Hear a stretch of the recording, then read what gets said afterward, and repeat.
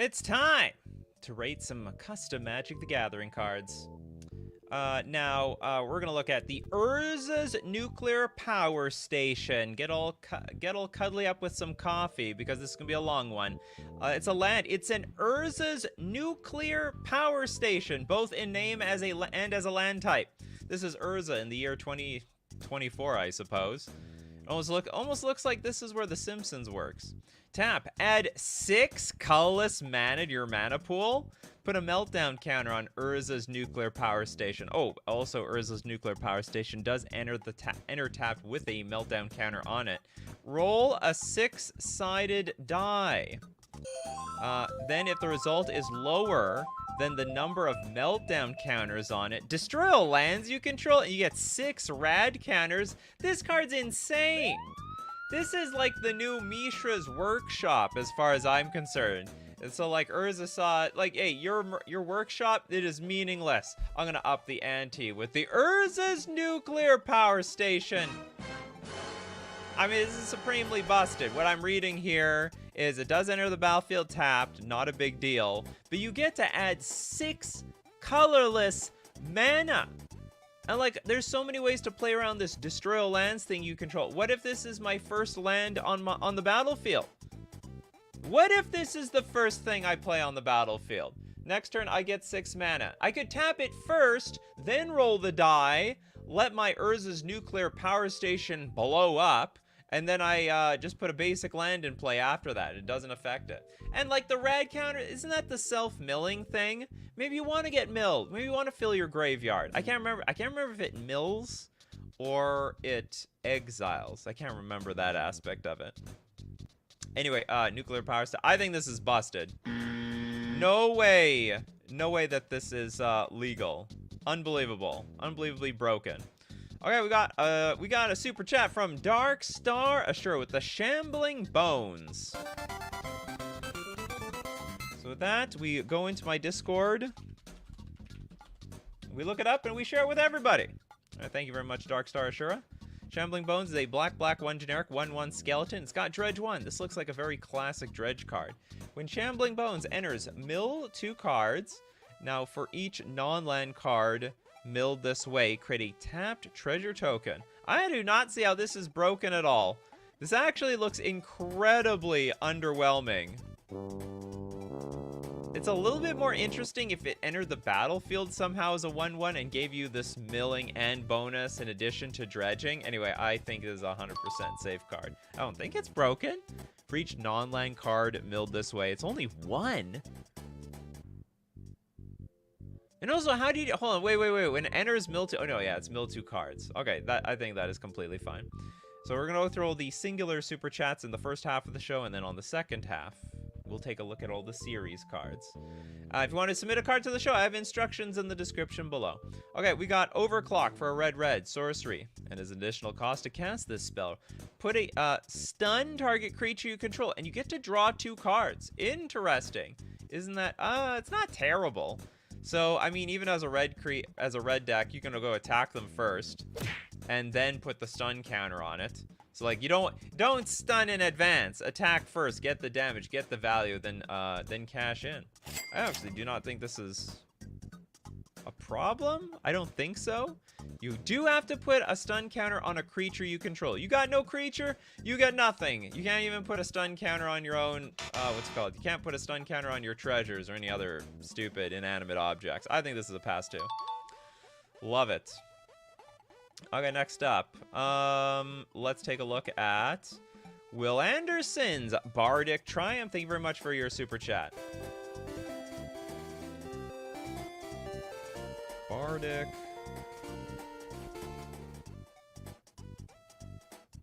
What is a Bardic Triumph? It's a green 1 generic enchantment. At the beginning of your upkeep, if you control at least 6 creatures, including a bard, a bird, a bear, a beast, and a dragon. Oh, and you need a druid. And you can have no zombies. No zombies allowed. This is a strictly bard, dragon, druid, bear zone. You win the game. Okay, tap and untap bard you control, return Bardic Triumph from your graveyard to your hand, activate only as a sorcery. What a weird card. So you need to have at least 6 creatures that include, at the beginning of your upkeep, if you control at least 6 creatures. This is like such a hard way to win the game. This is such a bad coalition victory, in my opinion. Or like, what is this close to? I don't even know how to describe this thing. No changeling shenanigans. Oh yeah, they say there can't be a zombie. Look at that. Look at that clever wording right there. Oh, you got a changeling? I'm sorry. That's a zombie. No zombies allowed. This is no zombies club around here. Very rude of the Bardic Triumph. I think this is okay. I don't know. Put it in Commander. See if it gets banned or whatnot. I'm really hoping for the Power Rangers side in Magic via Universes Beyond due to the franchise being Hasbro. It's possible. I don't know how much people love the Power Rangers these days, but it's possible. Elixir, thank you so much for your super chat. Raise the stakes. Oh, whoops, we didn't go back to the freebie section. That's okay, I'll give 2 freebies afterwards. Too excited for Elixir's card. It's for red, black, blue, sorcery. Each player secretly chooses 2, 4, or 6. I choose 2. Oh, whoops, that was supposed to be a secret. If 2 or more players choose the same number, each player draws that many cards. Oh, interesting. If there are 3 or more players choose the same number. Sorry, if 3 or more players choose the same number, raise the stakes, deals that much damage to each player. Then if 4 players choose the same number, each player also sacrifices that many permanents. This is insane!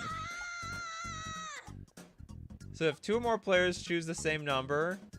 So, okay, if I choose 2, someone else's choose 2, someone chooses 4, someone else's chooses 4, we draw that many cards. But if we all collectively choose 4 and 6, we're gonna feel the absolute pain, like supreme pain. We're gonna start like taking damage and sacking permanent. Oops, I spilled my drink. It's okay.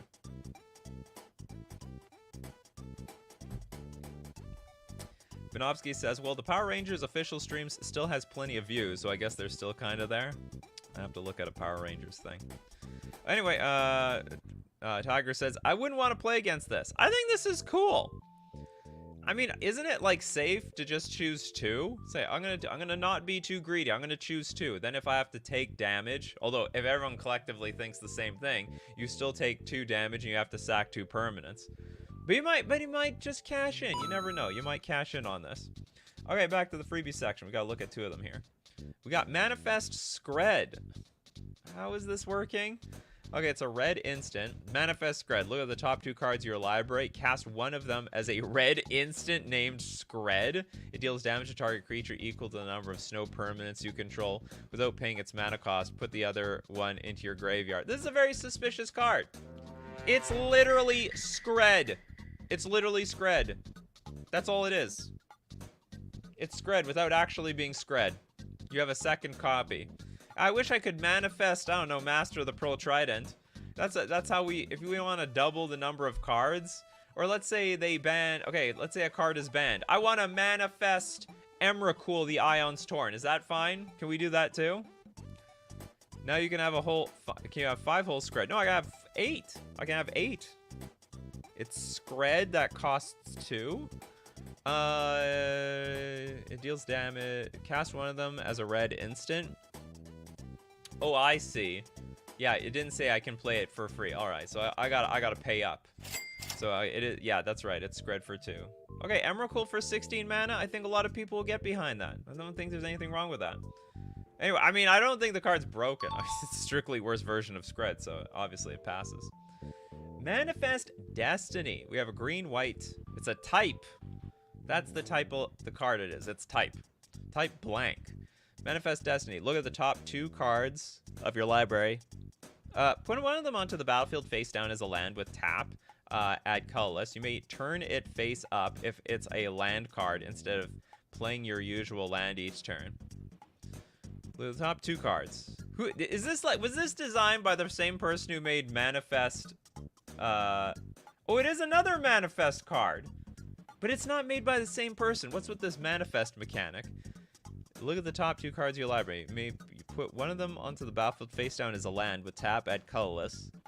So I made like a wastes. May turn it face up for its land. So we're just manifest. Oh, this is literally manifesting.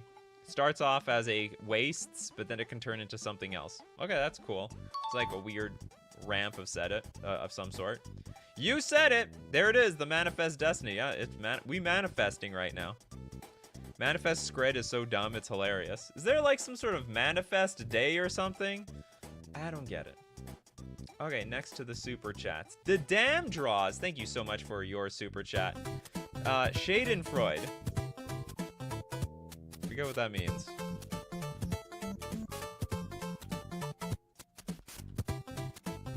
I didn't spell this right. Oh, I missed the C at the beginning. Okay, Schadenfreude. It is a 0 mana instant. That's gotta be broken. Okay, the spell can only be cast if a spell or ability you don't own or control is countered by a spell or ability you don't own or control. So this is like a trap card. You're gonna get trapped. Draw 2 cards, and each other player, except the controller of the countered spell or ability, draws a card. Ha! No counterspell players allowed around here. Gotcha. Discard a card during your next upkeep and skip your next draw step. Oh, so we're like just drawing in advance? I don't get this card. It's gotta be harmless though. There's like no way that this is broken. It's so situational. I can only cast it if basically something got countered. You've activated my trap card, Yugi. Fell right into it. Okay, Bram says, Schadenfreude is a German word meaning the pleasure enjoyed due to someone their misfortune. That is interesting. I love it. Happens all the time in Magic the Gathering. I basically harbinger the seas somebody out of the game, and I'm like, that's a Schadenfreude situation. Boy, am I happy they are not happy. I am happy that they are not happy. They should have fetched some basics. Okay, freebie section. Oh, it's no more manifest cards. We got Cage. Cursed Conqueror. It's an 8 mana 7/7 demon warrior. It's got lifelink. Whenever you pay life, draw 7 cards. That's... What? So if I pay 1 life, I get to draw a whole 7? This thing's insane. It's absolutely insane. Platonic Liquid speaking on the last card. Basically, if someone else gets their spell countered by someone else, you all point and laugh at the person who got their spell countered. Oh, that's too bad. So sad for that person. It could be broken. I think it is broken. The only thing that's not broken is the mana cost on this thing. It's a literal 8 mana. Oh, God. But it's only 1 life. It's only 1 life. Although there's no easy way to pay life with this card off the bat. Grizzlebrand wishes they learned the power of Cage. They're as cool as Cage was. Not nearly as cursed. I honestly don't think this is as good as Grizzlebrand because we don't automatically pay life for anything. So we need some enabler on the battlefield that lets us pay life. Like, maybe it's easy enough. It's probably not that hard. Ignore the mana cost. We're just gonna get it out with the Animate Dead. Animate Dead. Reanimate everything. It's not very hard. Necropotence.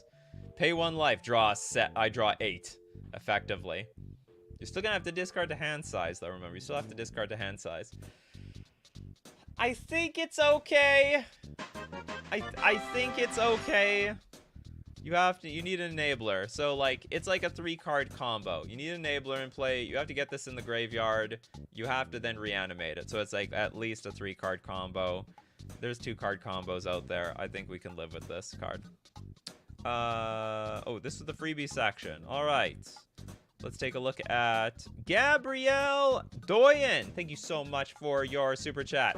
This card is inspired by a quote from Magic Story, which I put in the flavor text. The card's name is All-Encompassing Void. If I look up just Void, is it going to pop up? There it is. All right. We got colorless, colorless, colorless, 4 generic. It is a kindred enchantment for the Eldrazi's. Now, your opponents play with the top card of their library revealed. You may play non-land cards from the top of each opponent's library by paying an amount of colorless equal to their mana value. Spells cast this way have devoid. They have no color. By paying an amount of colorless equal to their mana value. Okay, so basically, it costs 5 mana. Costs just colorless mana for you. 5 colorless. They are all my pieces, Jace Bellerin. They always were. Emrakul, the Aeon's Torn. Yeah, don't... I didn't know Emrakul said anything. They know English? Or did Jace just read Emrakul's mind? Like, where the hell is Emrakul's mouth? I always just imagine Emrakul spoke like... Something to that effect. With a shrieking noise or something. This is the first I ever heard Emrakul said anything. Jace read her mind, and she and him had tea together. Oh, that's very nice. In your mind, you can do anything. It's very Inception-like. They could go anywhere for that tea. They could drink as much as they want too. Do all planes speak the same language? It's probably like Star Trek. They do. Somehow, everyone... Oh, no, actually, no. They don't all speak English. They've got, like, automatic translators or something. I forget how that works. Nikachu, you can't say that. It's offensive to the Eldrazi. Well, I mean, I don't speak Eldrazi here. I'm doing my best. You know, they all make, like, squirmishy... And I also imagine it comes off very slurpy sounding. Somehow all aliens speak English and sound British. When Star Trek? I don't think so. This is a cool card, though. 7 mana. I like it. That's a neat one. Okay, back to the freebie section. The hell is this? The circle of ads on Reddit? Oh, that has nothing to do with this. Oketra's Favored. This is a white 3 generic 2/2 human cleric. Each player can't cast more than 1 spell each turn or draw more than one card each turn. All right, so it's like no fun for you. No, the fun stops here. If a card or token would be put into a graveyard from anywhere, exile it instead. You can't even bring it back from the dead. Creatures entering the battlefield or dying don't cause abilities to trigger. Holy crap, this is just like you don't do anything the card. Oketra's Favored. It's like vanilla creatures are us. You know, next I would think like, oh, anything that would trigger just doesn't trigger, period. But I guess it's fine. It's the perfect prison card. At least it's accurately at 5 mana. But Will Anderson's like, wow, screw this clown. Oh, you don't like these cards? No, what do you mean it's busted? It's the opposite of busted. This card literally says you can't do anything busted. No busted stuff around here. Vanilla will reign supreme. Well, don't forget about attack triggers, all right? And creatures, so you can still attack. You can still activate abilities. I raise your stacks creatures with a Doom Blade. Bram says, Teysa Karlov's going to read a law, prosecuting Oketra's Favored until the end of time. I think it's okay. I mean, I hope it's fine. It's 5 mana. It's going to keep everyone in line. Yeah, definitely a huge fun police card. This is Police the card. They came from the academy. You can't do this. You can't do that. You be in bed by 8 p.m. You get home by 7 p.m. You better not miss supper. Oketra is very strict. A very strict god. Oketra is a god, right? Don't piss off the Egyptian gods around here. All right, next up, let's take a look at Madra has a dono for Pedgeman. Sakuya Borrowed Time. Sakuya. That's probably enough. Pedgeman, huge fan of. Madra, huge fan of Pedgeman. Okay, we have a black, blue, white, 1 generic, 3/4 human assassin. I think is hanging on a clock. First strike and reach. Whenever 1 or more time counters are removed from a permanent or a card in exile, put that many time counters on Sakuya. Remove 2 time counters from Sakuya. Sakuya phases out. Remove 10 time counters from Sakuya. Take an extra turn after this one. So whenever 1 or more time counters are removed from a permanent or a card in exile, we put that. So basically, the more suspend cards we have, the more time we're putting on here. It's weird, actually.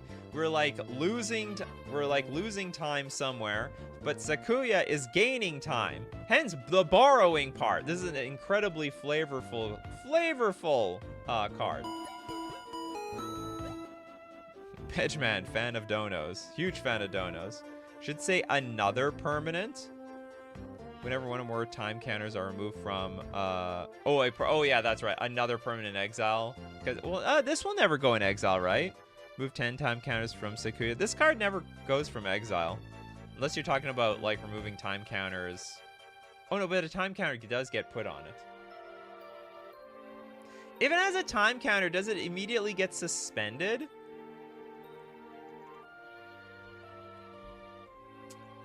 That's so weird. It doesn't, like, can a permanent have time counters, or does it immediately gain suspend? Or maybe not. Because a lot of cards say if it doesn't have suspend, it gains suspend, and maybe that's just a completely different world. Maybe you can have time counters on a card that's not suspended.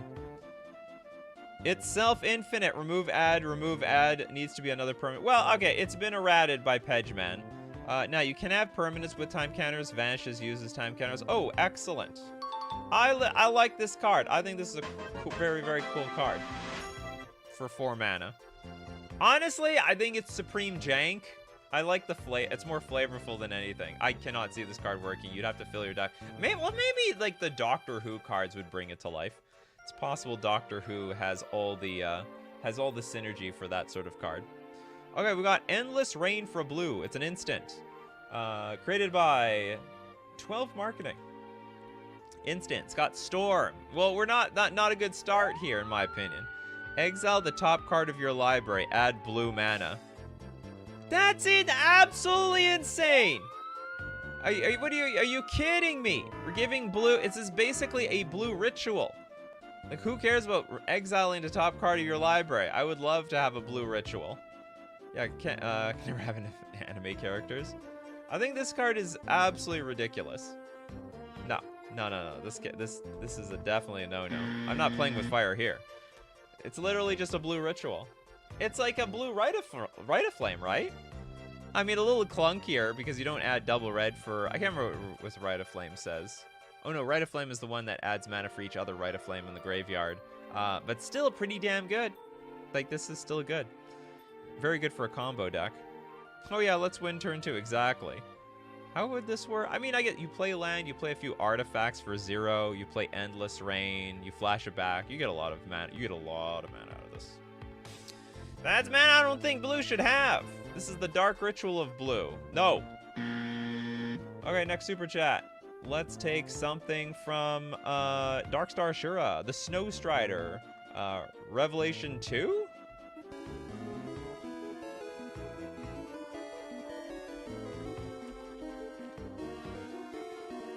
Snow Strider. It is a snow for generic 4/4 Eldrazi. A lot of Eldrazi's on the show today. Trample.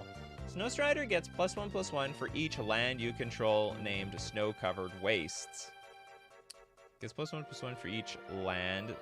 How many Snow-Covered Wastes do you want to have in your deck?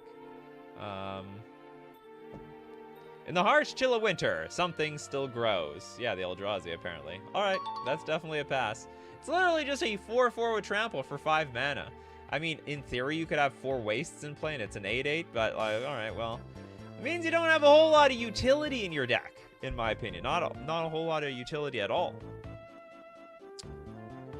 It's just a snowy version of Walker of the Wastes. Oh, I see, okay. You cloned another card.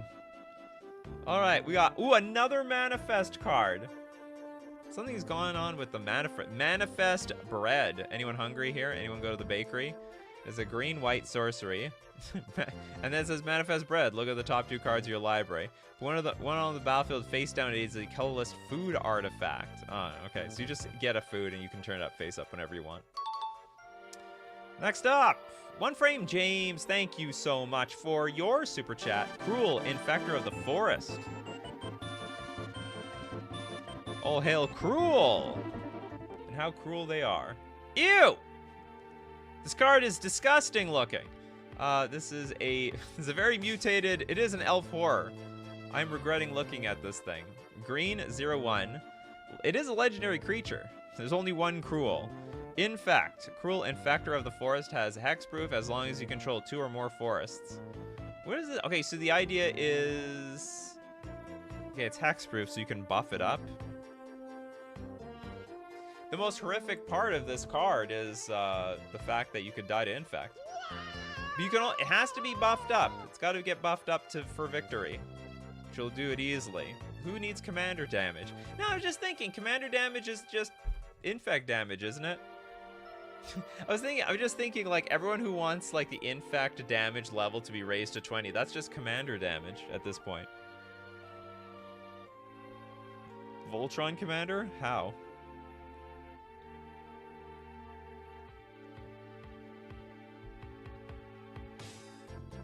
Majra is very amused. Incredibly amused at this card. I have nothing to say about this. It's a pass. In fact, you can proliferate, which you can't with commander damage. Why not? If you put counters on your commander and make it bigger, doesn't that just add to the commander damage? Or maybe I'm wrong about that. Maybe it only affects base power. I had no idea. Infect sucks in EDH! Bryce, you're gonna offend some people out there. Also, there's a lot of people who are tired of Infect, even if it sucks. Alright, I'm gonna say this is fine. Okay, next up. Let's take a look at the freebie section. What are we gonna manifest this time? We've got Crypto Sphinx? Are we gonna find this on the blockchain or something? It looks very crypto looking. It's got that sort of Matrix look in the background. It's a blue 3 generic 4/6 Sphinx, flying with Breach. Whenever this deals combat damage to a player, you may have it become an Aura Curse until your next turn. Attach it to that player. Whenever a cursed opponent draws a card, you may draw 2 cards. Oh! So basically, I attack somebody. Whenever it deals combat damage to a player, you may have it become an Aura. No, but you can give it to somebody else. Oh, it's a very interesting card. Basically, a consecrated sphinx that you donate to someone else. If I understand this correctly. We don't know it thing. You people still talking about Infect? Infect is only fair for me because my Atraxa deck is built badly. Okay. You have an Infect deck. Poorly built Infect decks are fair. This does not donate. Whenever this deals combat damage to a player, you may have it become an Aura Curse until your next turn. Attach it to that player. Oh, it's only temporary? Whenever a cursed opponent becomes an Aura Curse until your next turn. So, okay, we're giving it for a full rotation, and then it comes back. So it becomes an Aura, and then when it gets back to our turn, it just becomes a creature again. Still controlled by us. We get the cards. So we still cash in, though, right? Where does the money go? It goes to us. We have all the crypto. Okay, next up. Gabrielle has one last card for today. It is a W40K card of a character that sadly wasn't in the Commander collab. Orican the Diviner. Not sure if this one's balanced. Well, a lot of cards on the show are not balanced.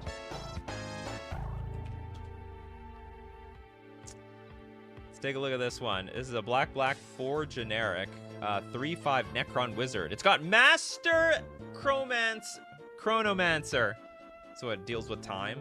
Whenever you would draw 1 or more cards, first surveil X, where X is the number of card you would draw. Huh?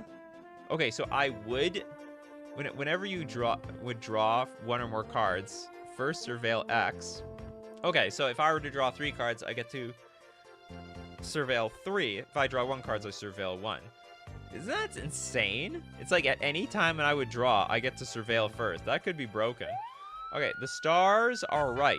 If cards with total mana value 8 or more have entered a graveyard this turn, Orican the Diviner becomes a 10/10 Necron god with flying and indestructible until end of turn. This has got to be broken.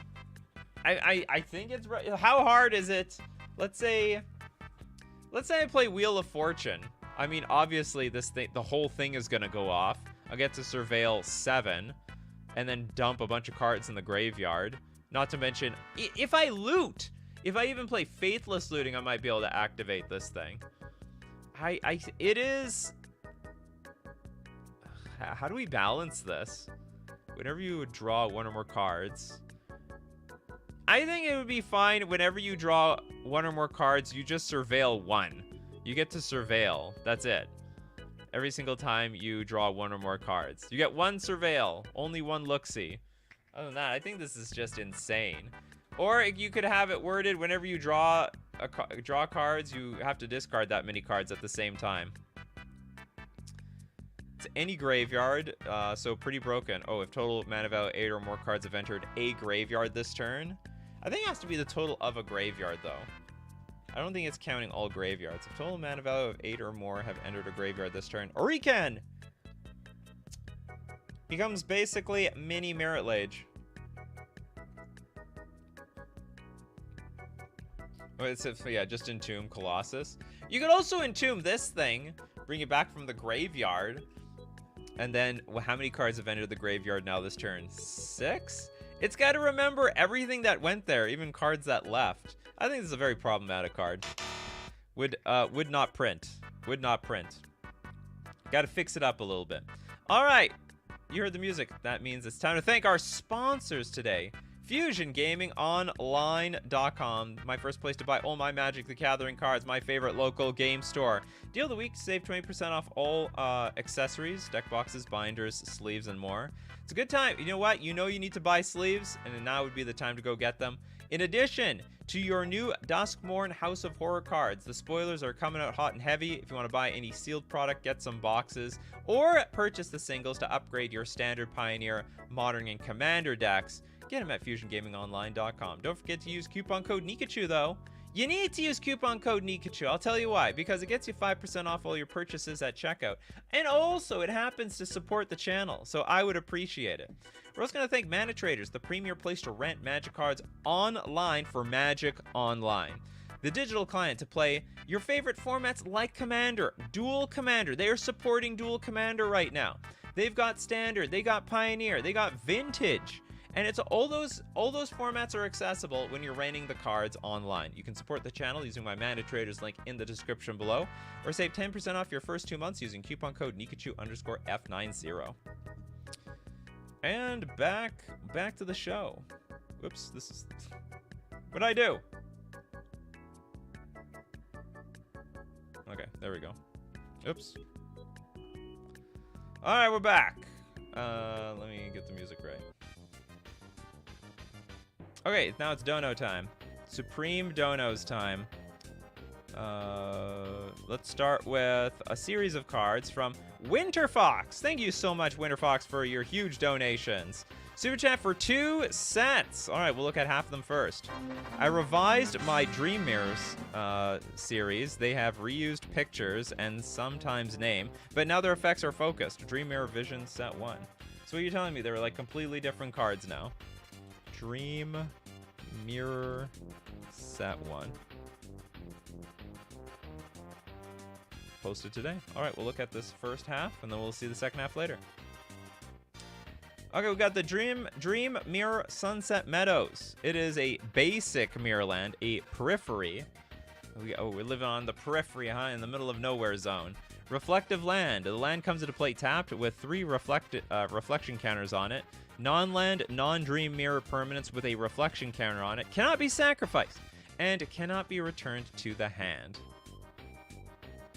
Oh, okay. So it cannot be basically, don't touch my stuff. Don't be touching my stuff around here.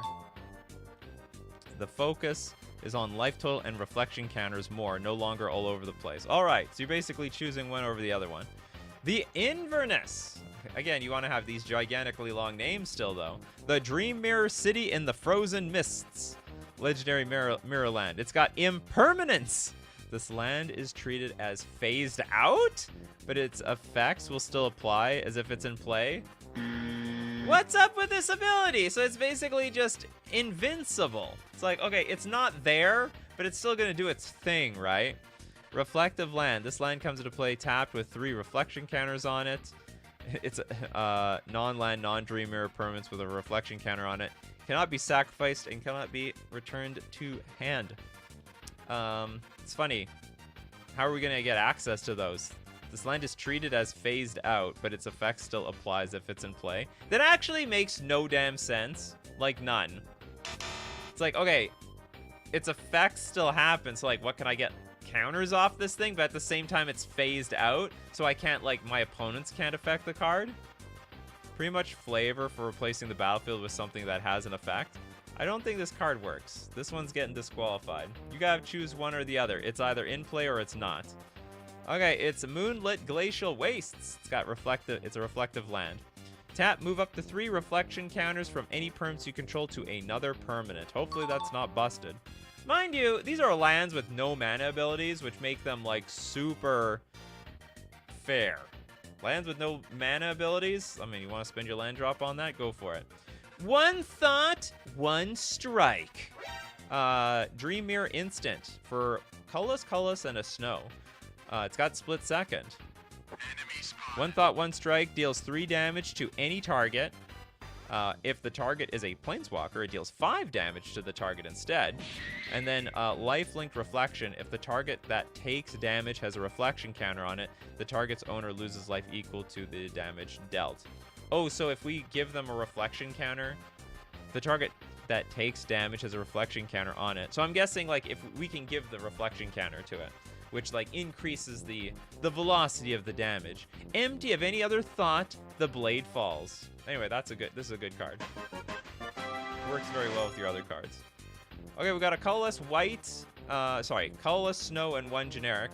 The Dream Mirror Instant. Distant Lightning Circuit.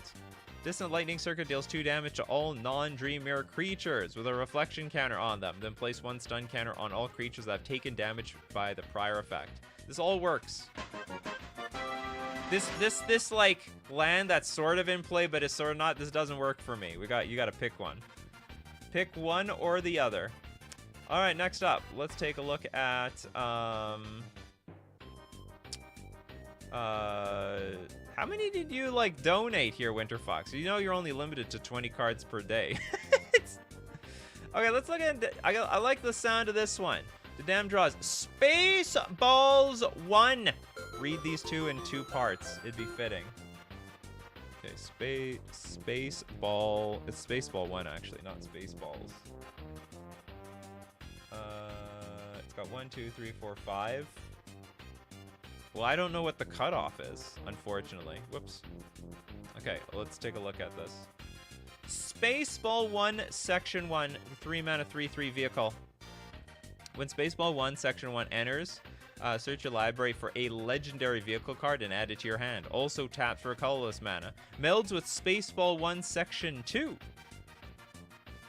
Spaceballs is really funny. I know. I tried to watch a little bit a lot. I can't believe how funny it was when I was a kid, and it just doesn't hit the same way as an adult. Or it's more funny when you watch it with somebody else. Spaceball 1, Section 2. 3 mana for a 3/3 vehicle. When Spaceball 1, Section 2 enters, search your library for a legendary vehicle. Put it on top of your library. Tap out a colorless. During your upkeep, if you own and control both Spaceball 1 and 2, Spaceball 1 Section 1, Spaceball 1 Section 2, exile them and meld them into Spaceball 1 front section. Also has crew 2.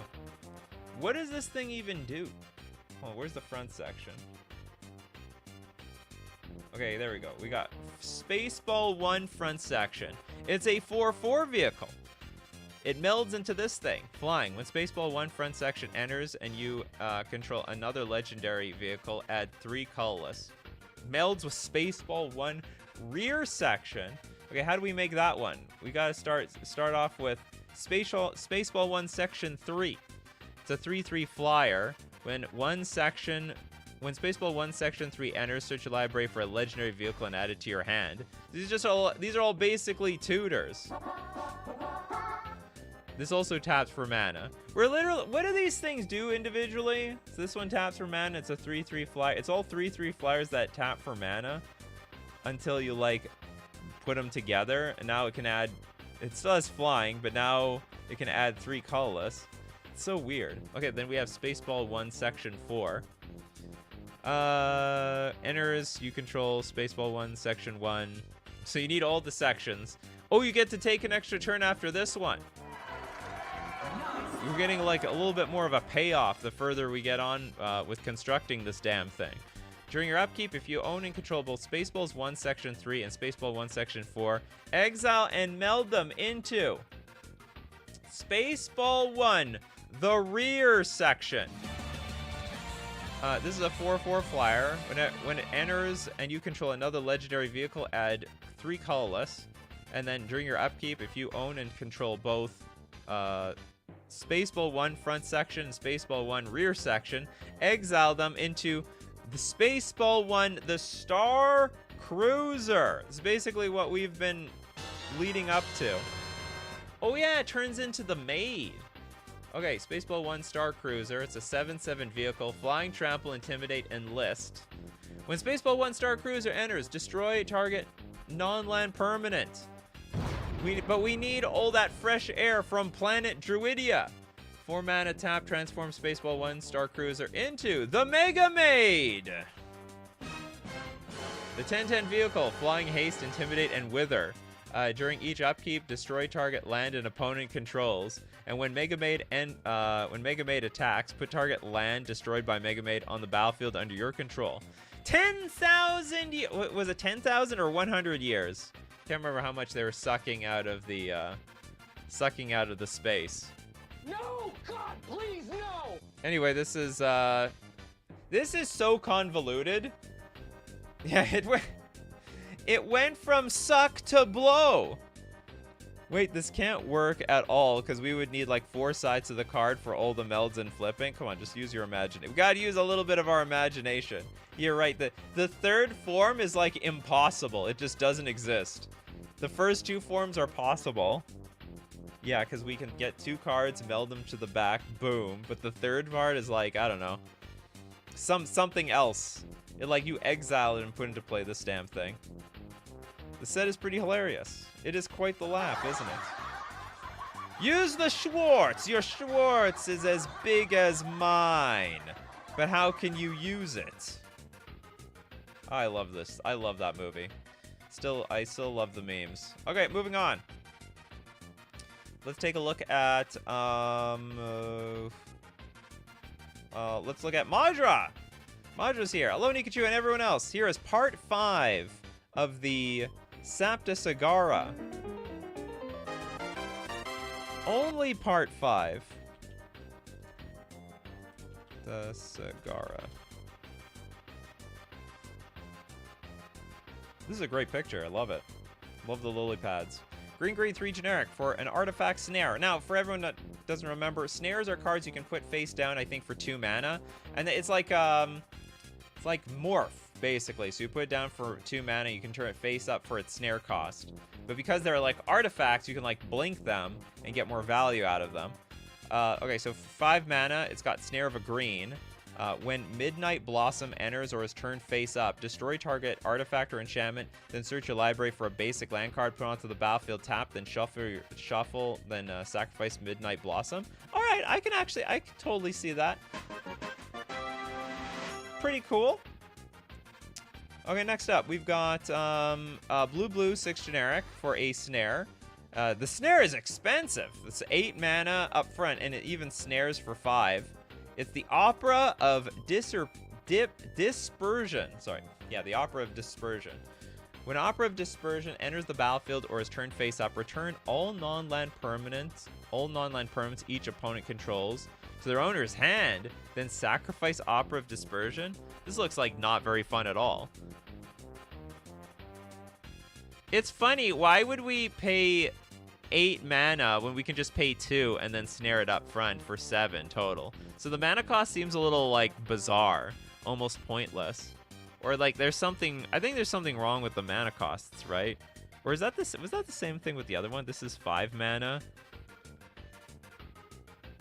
Yeah, what's the point? Like if you have 5 mana up, what is the point of snaring it? Like usually the morphs, usually the morph costs are higher combined than the mana cost.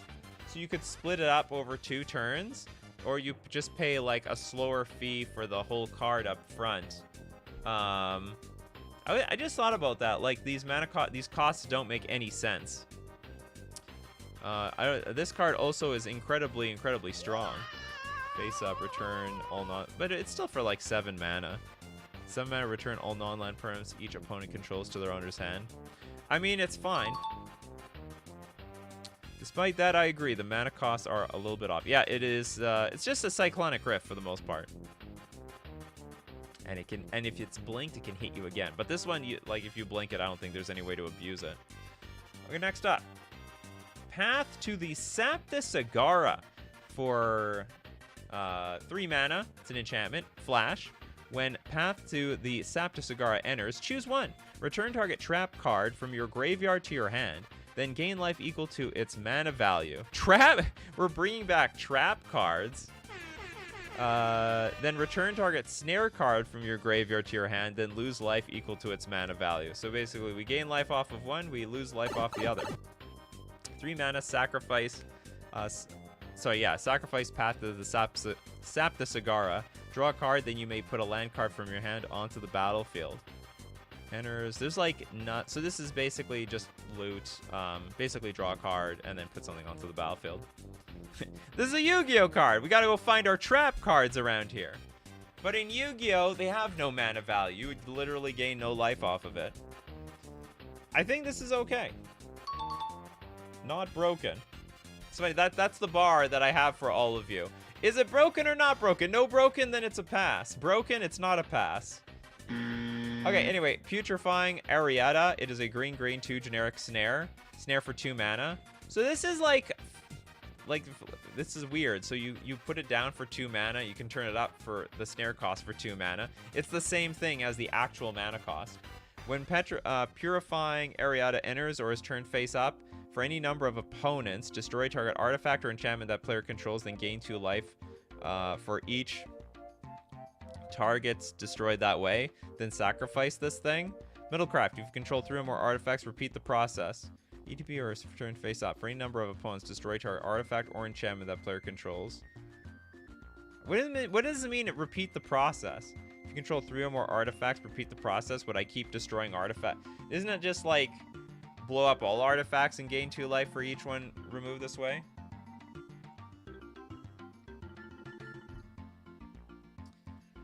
Snare cannot be done on the same... Oh, hold on. Did I miss that? During your turn, you may cast this card face down as an artifact for 2. Turn it up anytime on a later turn. Ah, that's how it's balanced out. You know, thank you very much, Holo, because I completely missed that part. Okay, so that actually makes way more sense. You can either pay the full retail, which it might be a little bit more expensive, but you can do it immediately, or you have to spread it out over 2 turns. That actually is a great effect. We mean, yeah, but if you redo the effect, you redo it infinite times, right? There's no stop to this thing. So it just might as well say Metalcraft, blow everything up. Am I not wrong?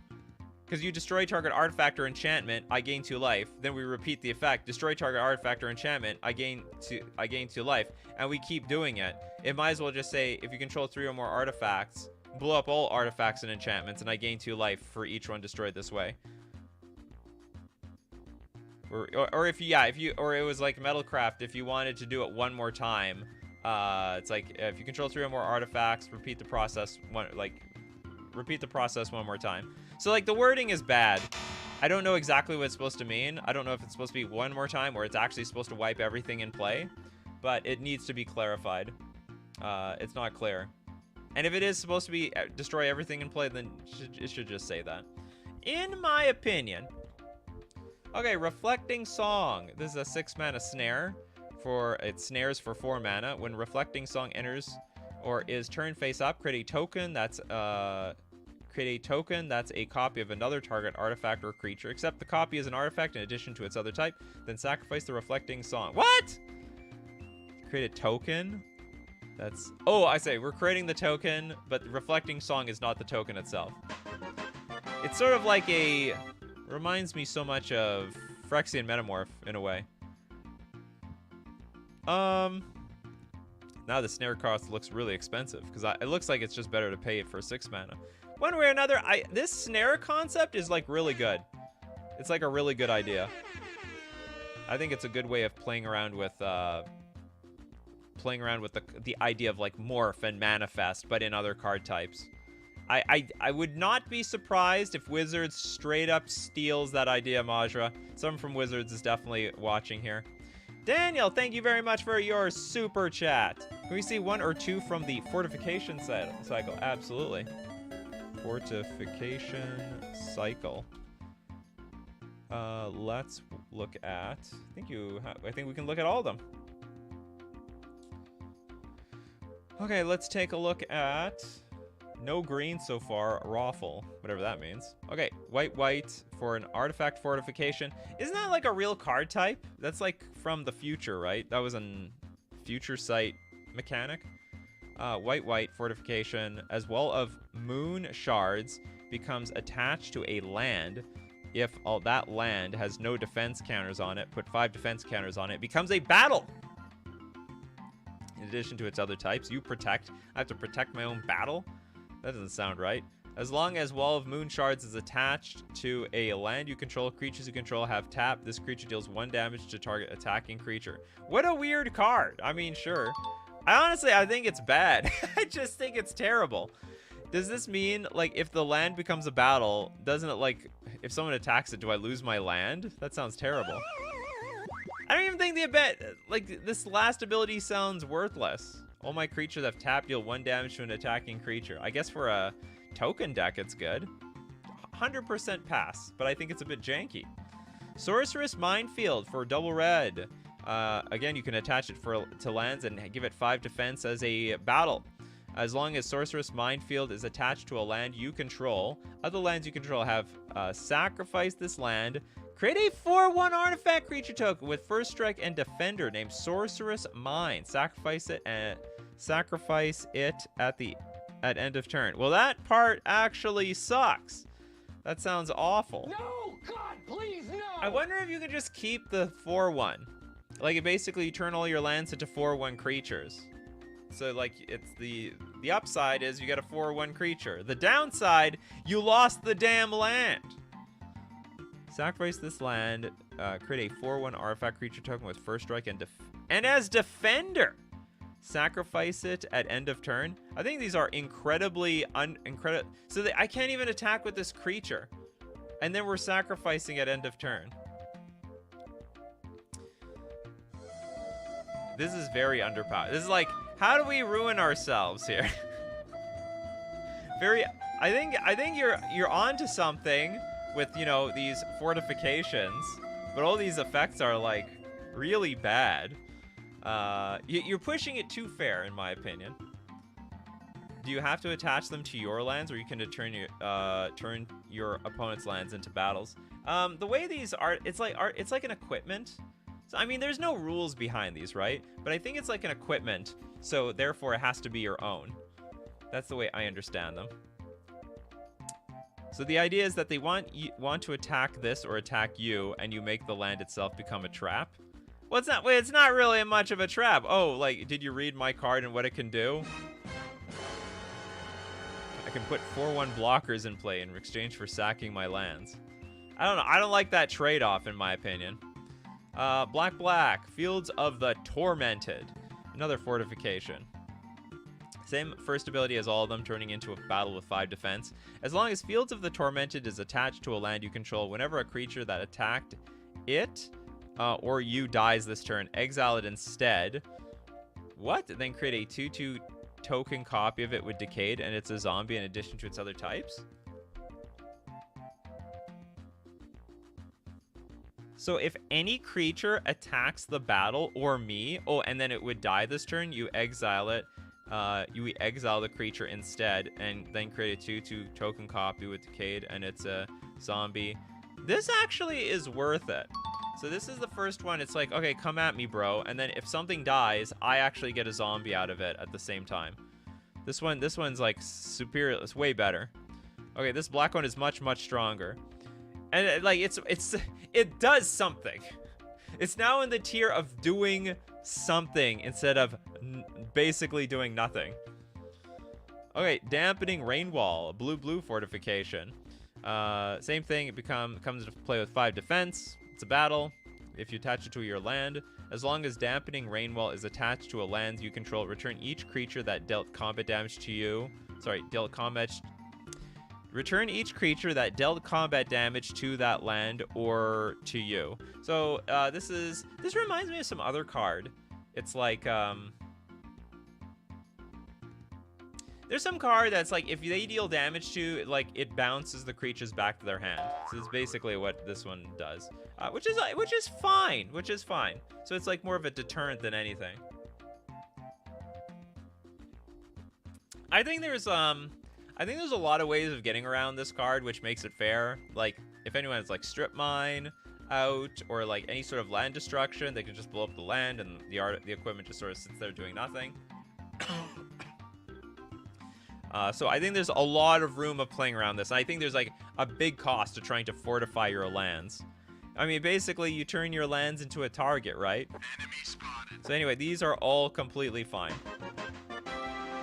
You also lose a land doing this. I think the land, even though it becomes a battle, I would assume you can still, like, do something with it.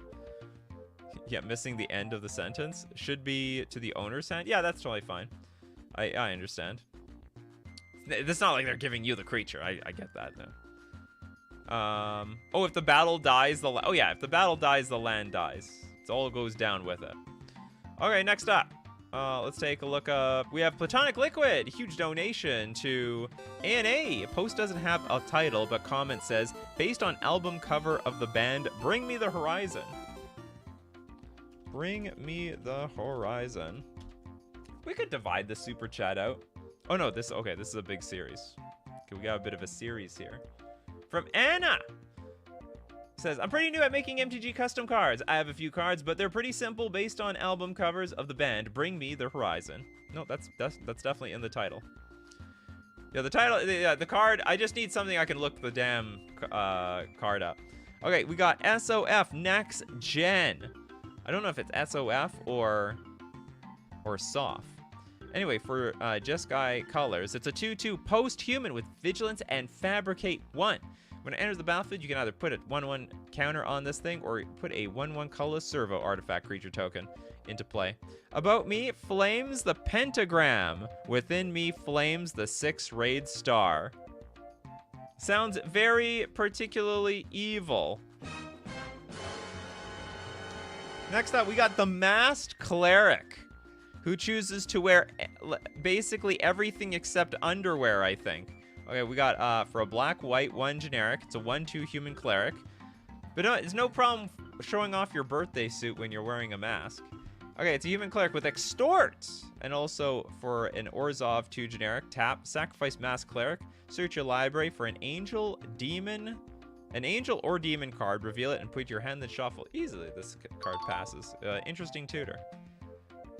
I think it's very interesting. A lot of tutors sort of suck by themselves, like Imperial Recruiter or something like that. This card's like a decent extorter in the meantime while you, like, develop your board, and then at the right moment you can sacrifice this thing at instant speed, mind you, to go get a card that you want to put into your hand. The activated ability should just send it to the battlefield, to be honest. What are you, insane? That would make it broken. 3 mana, tutor a creature, an angel or a demon right on the battlefield. You should show me a card that does that for 3 mana and 3 mana activation cost. It doesn't exist. You know, the best you're gonna find are cards that, like, bring cards from the graveyard back to the battlefield for this much mana. It's not 6 mana. I mean, it is 6 mana, but it's like 3 mana this turn, and then it's 3 mana next turn. And make no mistake, you're just gonna get an angel or demon that just wins the game on the spot. Survival Horror. Rakdos and X. Sorcery. Up to X target creatures gain Undying and Fear until end of turn. Interesting. It's actually super fair at sorcery speed. If it was at instant speed, it would actually be more interesting, but maybe it'd be pushed a little bit too far. And it's got flashback of a black red and X. This is an incredibly well designed card. I give everything Undying.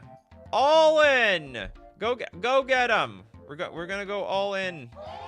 We're all in the red zone. You wanna kill my stuff? Too bad. Maybe it'd be too strong at instant speed. I'm not sure. Okay, last up. The Flower of Life is a black-white enchantment. Whenever a non-land, non-token permanent you control enters, you gain a singular life point. Oh, it's from anybody. Whenever a non-land, non-token permanent you oh, sorry, no. You control enters. Okay, this is 100% fine. Great. Very not broken. Not broken series. It's not broken. Well-designed cards. Some people aim for broken cards. Some people just like to be fair around here.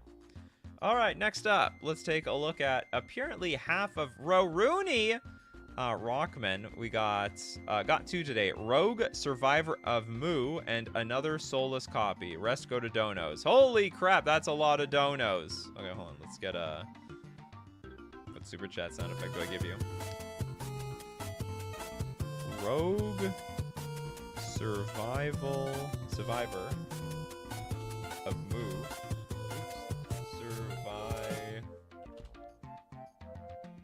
This is literally like two cards. Okay, I'm gonna donate these like at the end of the show, just so that I don't accidentally snipe some people, because that's $20. That's a lot of donations, in my opinion. Red, black, 2 generic for a 5/4 human warrior. It's the Survivor of Mu and his rogue. Trample. Rogue, Survivor of Mu cannot block. And then it's got Mu Rejection Barrier. At the beginning of your upkeep, if Rogue does not have a shield counter on him, put one on him. Whenever Rogue is targeted by a spell or ability while he has a shield counter on him, remove the shield counter from him and counter that spell or ability. This ability is countered. What is this? It's just a 5-mana trampler that has... Oh, it continuously gets shield counters at the beginning of your upkeep. So they gotta sort of kill it immediately, or it's going to be a problem. I think this is I think this is an interesting card. In fact, I would like that second ability like on more cards, like kill my creature immediately, or you're not killing it for the rest of the game. Don't touch my creatures. Okay, let's look at the other one. Another soulless copy.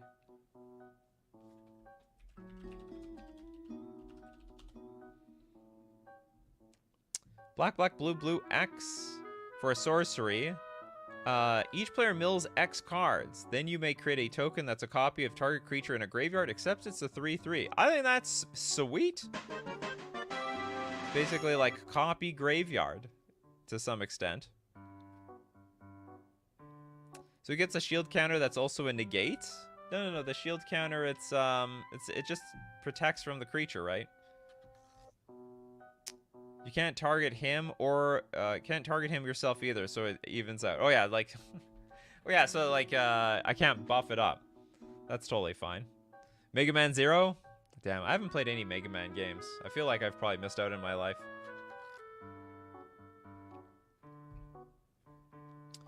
We done need Burt Badgers. I've been trying to super chat dono for the last 20 minutes, but something's going on with YouTube or your credit card. I've heard some people have trouble with the super chats. Not everybody. Some people have mastered the art of the super chat. I never really saw it as an art, but there are problems. Not everyone can do it easily. Okay, grabbage of cards. Is that really what you called it? Grabbage instead of garbage? Dono. So we got like 4 cards on the Discord. Dono for the Discord. 1 of 4. Oh, and you have one more for a donation. Steve Cooper, never have art on your cards. I don't understand why not. Okay, Gatekeeper Sentinel. 2 mana for a 1/4. It's a Sentinel. Well, it's also a soldier. Whenever a creature attacks and isn't blocked, if you're the defending player, it may tap this creature. If you do, the attacking creature becomes blocked by this creature. But why don't you just block the creature? Whenever a creature attacks, it isn't blocked. If you're the defending player, you may tap this creature. So the idea is like, okay, I don't block, wait for you to make effects, and then you just like surprise block the creature. Because that's the only ability I see out of this. It's like, I don't block. Ah, gotcha, I did actually block. I could block all along. Which they obviously know. Like, that's a face-up ability. It's not like it's an instant or sorcery spell. Oh, you're countering the ninja's card. All right, yeah. I always wonder, sometimes you guys have, these cards are designed for probably these really niche situations in your commander games that I'm not part of. Okay, Bane of the Meek for the Jund colors. It's a 4/2 Orc Warrior with Bully. This creature can't be blocked by creatures whose toughness is less than this creature's power. Might makes right. I'm bigger than you. You get out of my way. Alright, and then next up we got Curse of the Wanted Dead. A black 2 generic or a curse. Enchant player. At the beginning of each upkeep, put a bounty counter on Curse of the Wanted. Whenever enchanted player loses the game, each player who's dealt damage to enchanted player to them this turn creates a number of tapped treasure tokens equal to the number of bounty counters on the Curse of Wanted Dead. Oh, I see. So the idea is to attack. So this puts a target on this person's head because you want to kill them, and if you're the one who kills them, you get like all the gold out of them when they blow up. They're gonna blow up into a bunch of treasures like some video game boss. All enemies in games, they blow up into a bunch of treasures, and you collect their loot. You should collect all their cards. When you beat someone in Commander, you should like take their deck and shuffle it into yours.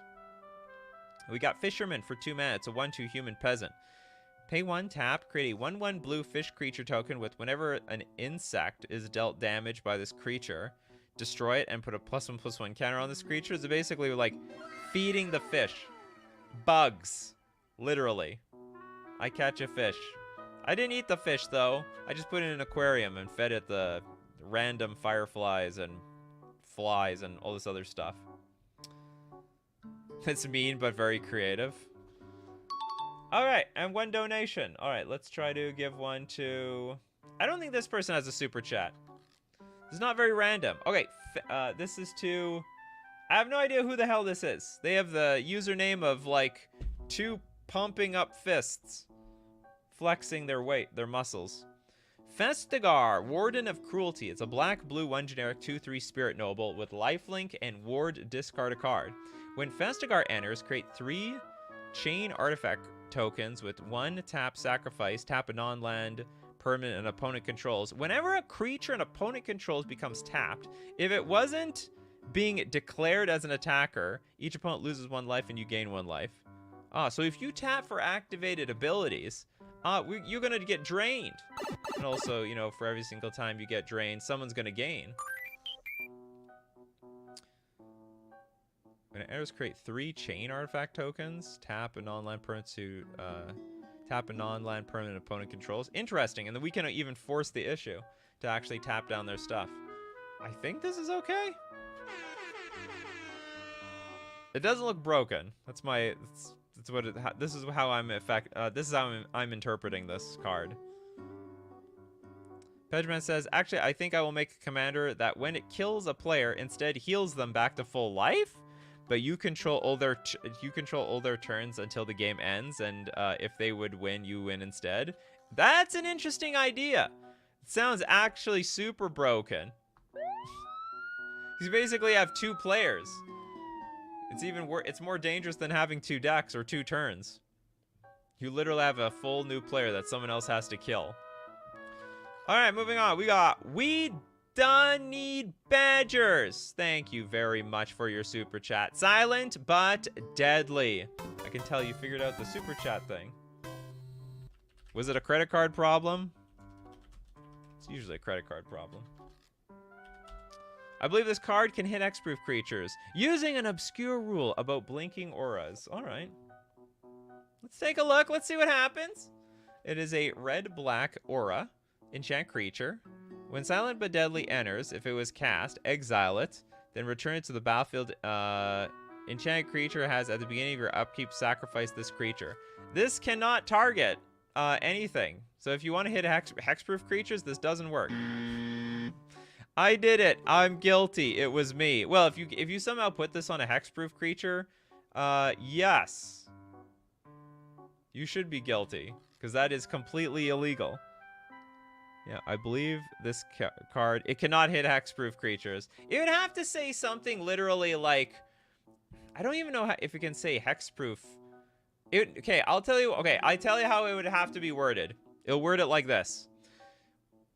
When Silent but Deadly enter, it should be just like an enchantment.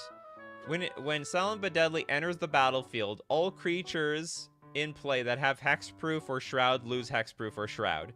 When Silent but Deadly enters the battlefield, it turns into an enchantment aura. Enchant target creature on the battlefield. And then it has this last line of text on top of it. It can hit hexproof creatures. Choose a creature, attach it, becomes an aura. When it enters, if it was cast, exiled, then return to the battlefield. Enchant creature has at the beginning of your... I don't understand how it ever gets to attach itself. Name can target creatures as though they didn't have hexproof. I don't know if it can. It can hit hexproof creatures because when it comes back from exile. Why would that change anything? Or is it just because it's on the battlefield already? Cast it targeting a non-hexproof creature. It exiles itself. No, okay, look. First off, it will never get on the stack if you target a hexproof creature. 3 things need to be legal before a card gets on the stack. So first you must declare the spell you are playing. You must declare targets. You must pay costs. In the middle, you cannot target the hexproof creature. You have to target something else. So like so by default, you cannot be targeting this hexproof creature. Auras do not target when they are entering the battlefield without being cast. Oh, that's interesting. Is that true? Exile rules count it as not targeting anymore. Then I'm learning something today. This still applies on the stack, but outside of that, I don't. I'm learning something. I was talked about a fixed version. Oh, hold on. XXX becomes an aura attached to chosen creature. You can't even activate it to target a hexproof creature, so you can never get it in play. Well, you can always target another creature, right?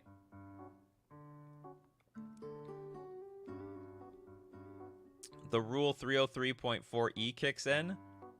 Target your own creature first. Okay. So on cast, it has to target a valid target, but when you blink, it no longer needs to target. All right. I'll believe all of you.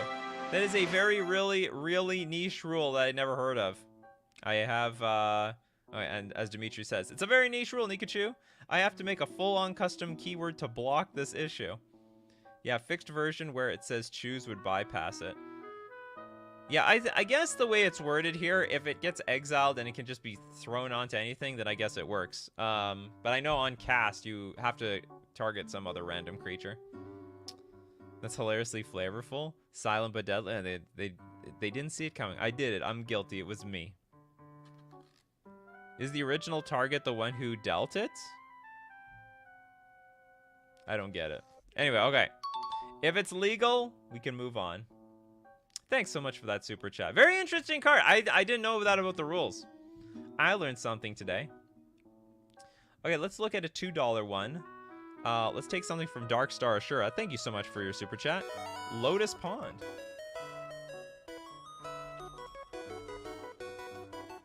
Ooh, I love the art on this thing. Very, very nice. It's a land that enters the battlefield tapped. We can tap to add 1 mana of any color. And then tap Sacrifice Lotus Pond. Create 3 tapped Lotus Petal tokens. Interesting. So, turn 1 I have nothing. Turn 2, so basically it's a 0 mana, put 3 tokens in play, but I don't get access to them for until at least turn 3. Broken. Yeah, if this is turn 1, I think this is a problem. So maybe I'm wrong. Like the earliest this comes into play, or the earliest you can like break this card is turn 3. I could be, maybe I'm wrong. So turn 1. You get no mana. Turn 2, you still get no mana because you're sacking it to get the 3 tapped Lotus Petals. It's exponential? No, it's turning into Lotus Petals. You know, it's like a treasure. It's putting treasures in play. The pawn doesn't matter. It's not turning into more Lotus Pawns. That'd be crazy. This would be another $100 card. It's possible. Yeah, that's right. That is possible. Quill Quick Sense has quick card. Sorry, Quill Quick Card says if an aura is entering the battlefield under a player's control by any means other than by resolving it as an aura spell, and the effect putting it onto the battlefield doesn't specify the object. Okay, I'm just gonna. I'm gonna trust you, Quill. Or the player with the aura will enchant. That player chooses what it will enchant as the aura enters the battlefield. The player must choose a legal object or player according. But the choosing is still legal. I'm assuming choosing a hexproof creature is still legal. Because choosing is not targeting.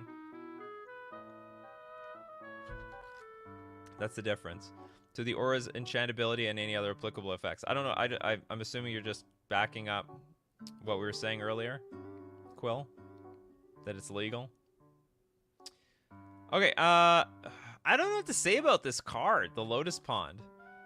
It's either like too pushed or it's fair. The thing that makes me think that it's fair is that you can't use mana out of this thing on turns 1 and 2. So basically, you're not really doing anything until turn 3. But by turn 3, you have access to a lot of mana. But then you have to sacrifice, and if it doesn't work, you get screwed. I think it's okay. I think it's okay. It would definitely be... It's not for everyone. Like, in my Merfolk deck, I can't play this card. It's too clunky. But for certain combo decks, you would really want this card. Okay, moving on. All right, let's start looking at... let's look at the second half of Winter Fox. Thank you very much for your super chat. The next one is they have reused pictures. Dream Mirror set 1. Okay, we didn't look at Dream Mirror revision set 2. Dream Mirror.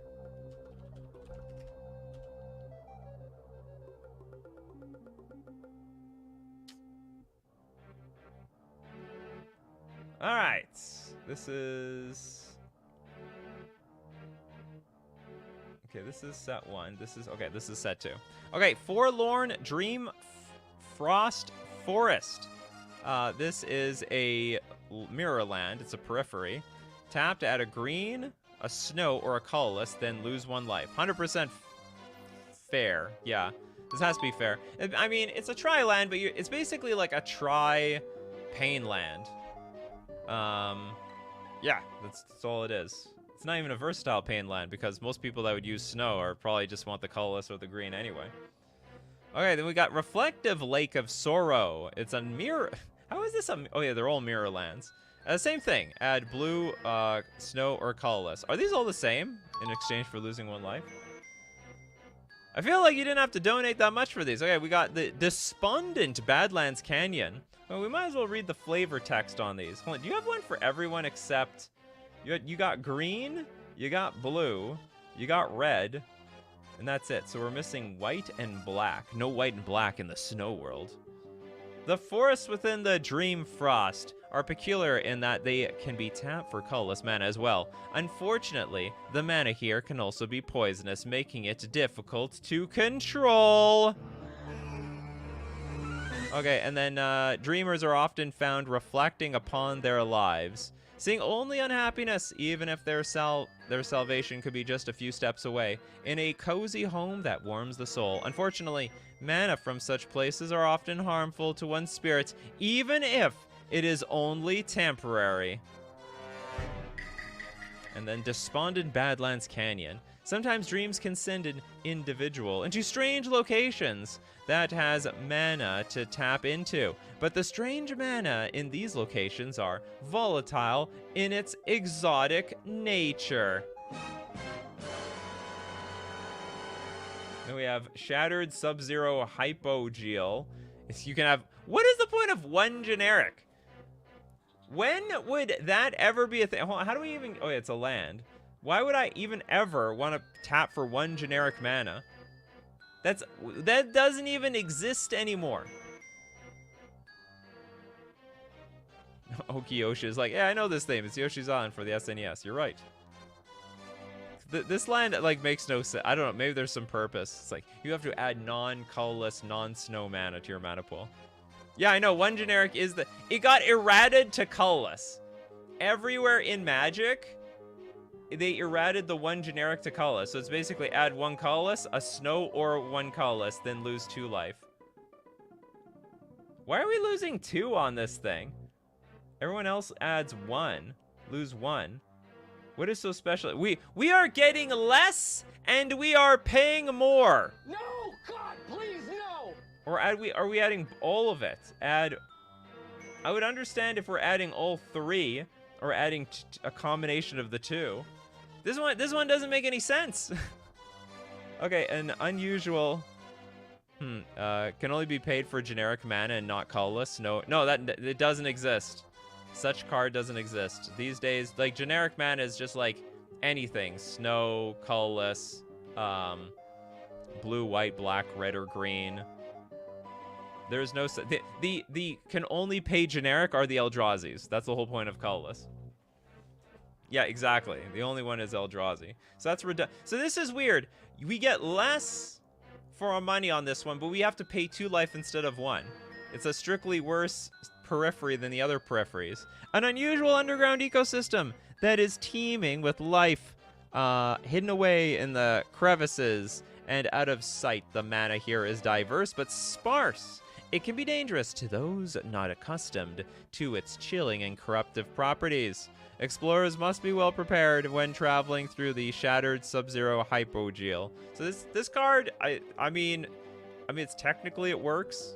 The colorless needs to be errated to, sorry, the generic needs to be errated to colorless, but like this is a strictly worse version of all the other cards. Is the 2 life a typo? That cannot be an advantage, right? Okay, Dream Mirror the Starlight. This is a colorless, snow, 5 generic. Saga. Okay, chapter 1. Move up to 3 reflection counters from any permanents to another permanent. Chapter 2. Place 1 reflection counter on target non-land permanent. And also, chapter 3. Tap all non-Dream Mirror creatures with a reflection counter on them. Totally fine. I think this is insanely expensive for its ability. Because all, like, the lands and your artifacts do a very similar job as this already. But for, like, way less mana. Winter Fox is like, I think it should be something else, though. Purple mana! That's right. Add purple mana to the mix. The secret 7th color of magic. The secret 6th one is colorless at this point. Alright, thanks so much for the donation. Okay, next up, we will take a look at... Let's get a small one. Okay, we'll get one from Elixir. Coffee Car!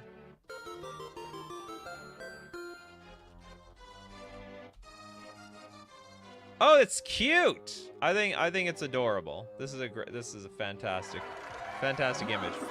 Okay, it's a 4 mana 1/4 vehicle. It's one of those old-fashioned ones. Super old-fashioned. These are those cars. There's like no door. There's no seat belt. You know, back then safety standards were like there were no safety standards, but at the same time there were rarely any cars on the battlefield, or sorry, on the road back then. When Coffee Card deals damage to a player, create X treasure tokens, because you need to be rich to be owning a car back then. And then where X is the number of creatures that crewed it, and crew X. Ah, that's cool. This is definitely an interesting card. A time when a horn was literally just a small horn on the side of your car. Oh yeah, there it is. You can see it. It's right over there. Get out of my way! Don't become roadkill. How fast could those cars go back then? I have no idea, like 20 kilometers an hour? I don't know if there were any high-speed chases back then. Probably the police could, like, just run and catch these things. As long as they don't get exhausted. So we can crew... Oh, is that the joke? We can crew the coffee car, which makes us the coffee crew! I didn't even realize that. Everything that crews the coffee car is a coffee crew. Selling coffee. That had to have been intentional. Did we just completely miss on that thing? I completely missed that. I didn't even realize it. Does it run on coffee? Give a $5 French vanilla. Looks like they could have something in the back working here. Yeah, coffee crew for the win. Beautiful. I love it. Okay, next up. We're going to take a look at another big set from Majra. Thank you very much. And now, part 6 of the Sapta Sagara. Hope you like this deck's silliness. You absolutely believe it. Sapta Sagara. Part 6. We like to drip feed these into the Discord. Okay, Reflecting Ballad. It's a blue 3 generic snare for snares for a blue. Rejecting Ballad enters or is turned face up. Return target non-land permanent to its owner's hand, then sacrifice the Rejecting Ballad. It's interesting. You just I don't think you had the sacrificing mechanic in the past. So now you have it, like you have to blink it immediately. Otherwise, you don't get the effect. And if you blink it, you still only get it one more time, and then you have to sacrifice it anyway. Very well designed card. You have refined your mechanic to perfection. Okay, we have a 2-mana Saptasagara's Kanushi. I don't know what a Kanushi is. It's a Siren Cleric though for 1/3. So sorry, it's a 1/3 creature. Tap to add a blue. Spend this mana only to cast face down spells or instants or sorcery spells. That's a great ability. Sacrificing was always there. Thank you. Okay, I couldn't remember. We've been seeing these over like weeks. Saptasagara's Sanctuary. Oh my god, this is a lot of mana. This is 10 mana. It's a legendary enchantment. Oh, okay, the spell costs 1 less to cast for each island on the battlefield. So maybe I can even cast this. Whenever you turn a permanent face up or cast a trap, you may draw a card. Then put a land card from your hand onto the battlefield. It's got landfall. Whenever a land enters the battlefield under your control, each opponent mills a card, then lose 1 life. You gain life equal to life lost this way. I think this is okay. It's insanely expensive. Even if I have 4 islands in play, this still costs 6 mana. So we're really looking at like turn 6 or 7 that I'm actually casting this card. Oh, Dimitri has like a little insight here. Cars didn't hit speeds above 50 miles per hour or 80 kilometers in most instances until I think the mid-60s. Well, I'm still curious what the Coffee Crew car, how fast it could go anyway. Saptasagara's Sigil, 4 mana enchantment. If it's in your opening hand, you can begin with it onto the battlefield. Artifact spells you cast cost 1 less to activate. Okay, at the beginning of your upkeep, Surveil 1. You may play 1 additional land on each of your turns. This is busted. This is absolutely insane. So what do we have here? We've got Explore. We've got like Filtering, and all our spells cost less. If you had 1 of these abilities, I think that would be fine and fair, but still very good. You have 3 abilities. This is like literally 3 ley lines all in one. There's no way in hell this can get printed. Everyone would want to play this card. Everyone would play. Yeah, I would love to dump 2 lands on 1 turn and play a 3-drop on turn 1 and also filter my deck every single turn. Oh yeah, I don't need this land. I don't need this creature. Yeah, Leyline of the Wind, effectively. This is way too strong. You had another thing. This could pitch with all pitch decks. Like this pitches to Endurance. This pitches to Subtlety. Well, it could pitch to Grief, but it's been banned in most formats now. But also still pitches to all the other black pitch spells. This makes eggs broken. Yeah. Oh yeah, too. Yeah. Play egg for free. Crack it for nothing. Draw. 10 mana is nothing for the Sultai. This one gets a hard no from me. Way too strong. You snuck in too many abilities on that one, Majra. Snuck in a little one too many abilities on that one. Okay, Saptasagarian Charmer.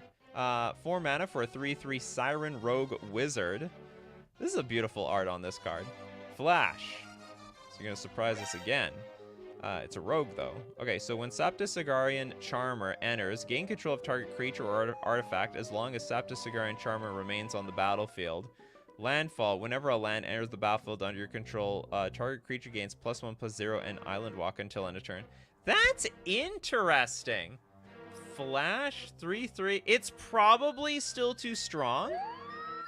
I'm wondering if it's fine for commander play. 1-on-1, this would be insane. I would definitely play this. It would be so upsetting. Oh, end of turn, steal your creature.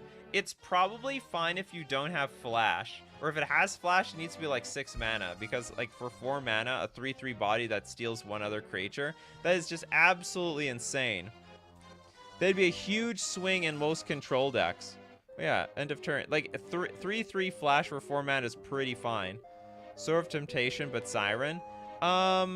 Yes, that is correct, but it's at flash speed. The disadvantage of Sower is that people could kill it at instant speed at the end of your turn, or on their turn, get it back more comfortably. So you're like almost guaranteeing that you're gonna smack somebody with this card. It is a power creep. Maybe it's fair. Like maybe I could be wrong. Maybe this is fair.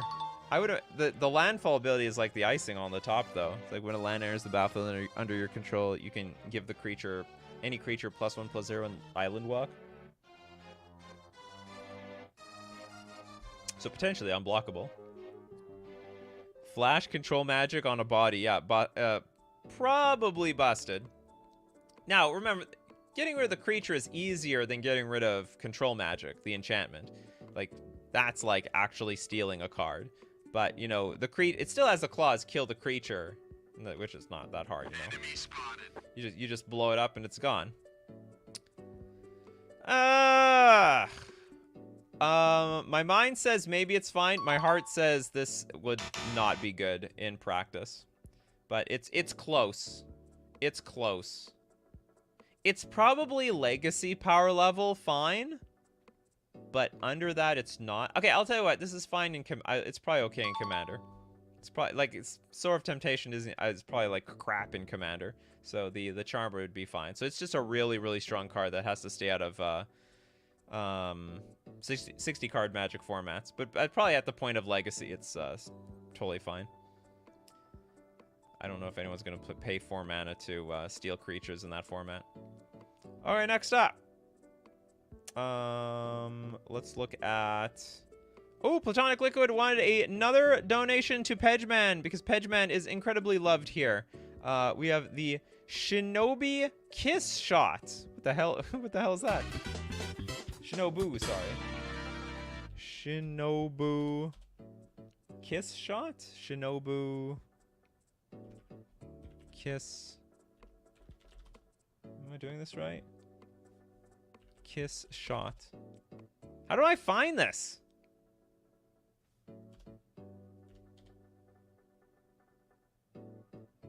Pedgeman, what is Platonic Liquid talking about?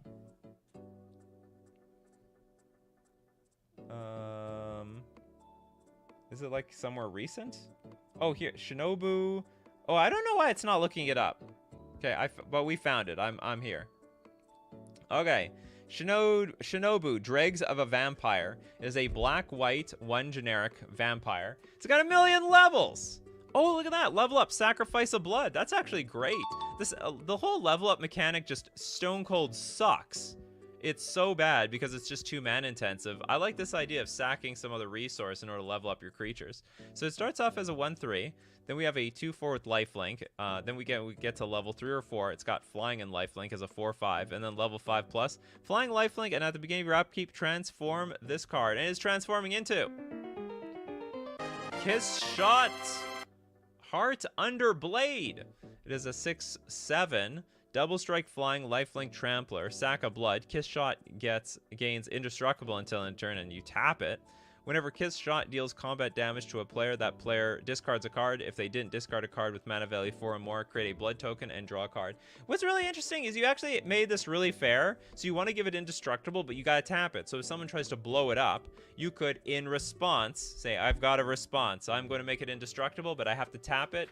And therefore, you can't attack with it that turn. So this has actually been an incredibly well-designed card. Honestly, I don't even think it's going to be that easy getting Kiss Shot Heart Under Blade flipped so easily. I mean, you got to make a lot of blood tokens. Got to spill a lot of blood around here. Okay, next up. We haven't seen one from Banovsky very much. Okay, with Cassie and Sky.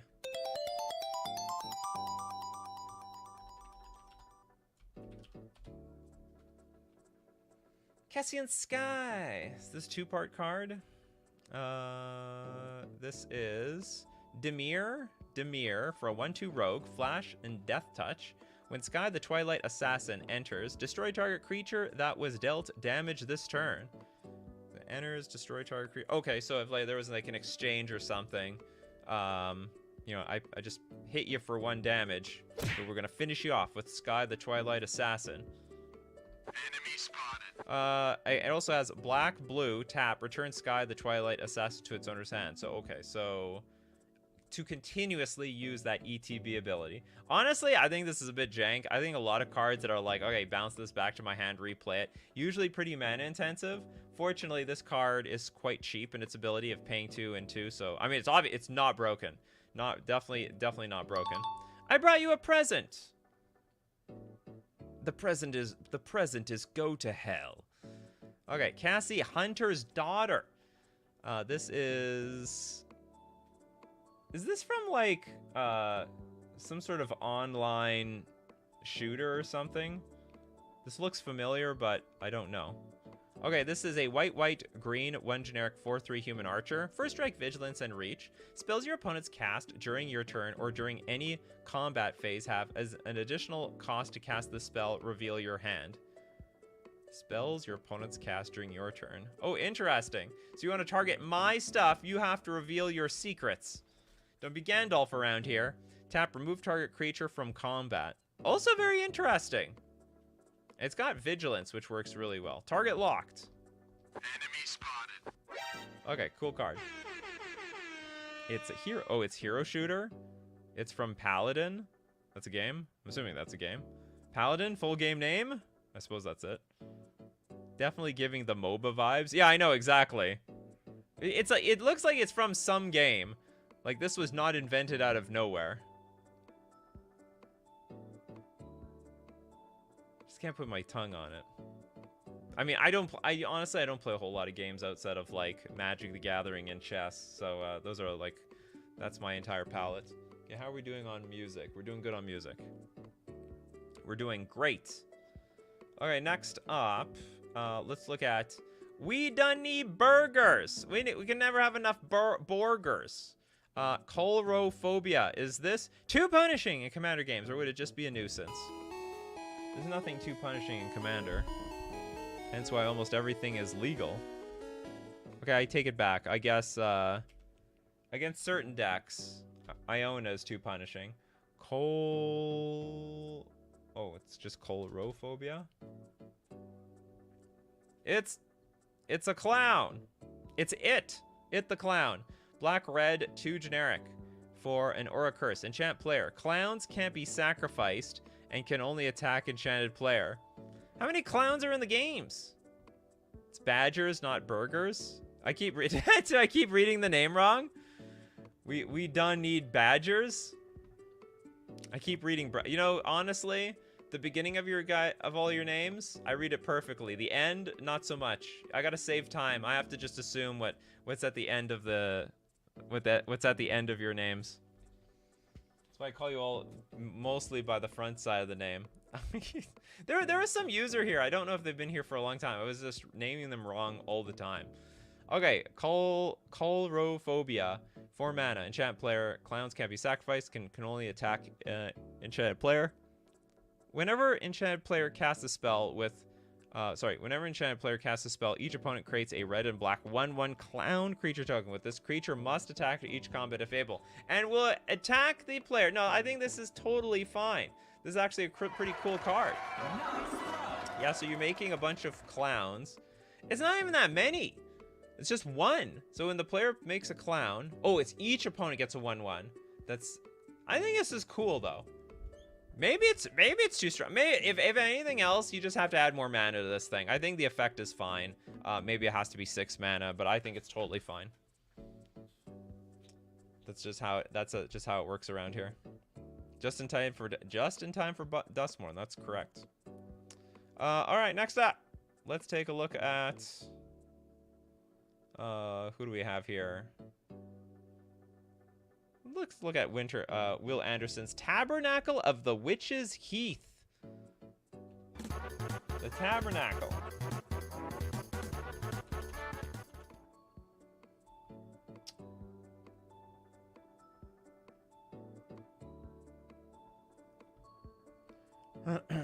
Comics asks, why is Magic so woke now? They're woke and loving it. They love being woke. Welcome. Join the wokeness. Okay, we got Tabernacle of the Witch's Heath. It is a land. Each creature you control has, at the beginning of your upkeep, you may place 1 or more -1/-1 counters on this creature. What? If you do, return a card with mana value less than or equal to the number of counters placed this way from your graveyard to your hand. Okay, I gotta reread this card. At the beginning of your upkeep, you may place one or more counters on this creature. What do you mean this creature? Was this like an AI card? There's no way this is real. Oh, sorry. This is like Tabernacle. Each creature you control has, at the beginning of your upkeep, you may place one or more -1/-1 counters on this creature. If you do, return a card with mana value less than or equal to the number of counters placed this way from your graveyard to your hand. So basically, you exchange shrinking a creature and get a one drop from the graveyard, and then but you can put many on. You can put 2 and get a 2-drop. Tabernacle of the Witch's Chocolate Toffee Bar. Oh man, how does this work here? My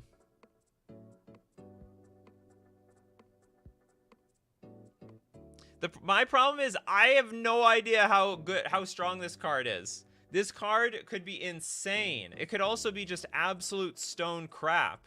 It's like, it could be one or the other. Maybe it's fine. So it's a land that doesn't tap for mana. You need to have a creature in play. It only affects you, but you have to shrink your creatures, which could kill them. You shrink a creature. It's really hard for me. And hold on. Each creature has this. So you could like keep shrinking creatures and get multiple cards back at the same time. So it's not good early, but it's better later.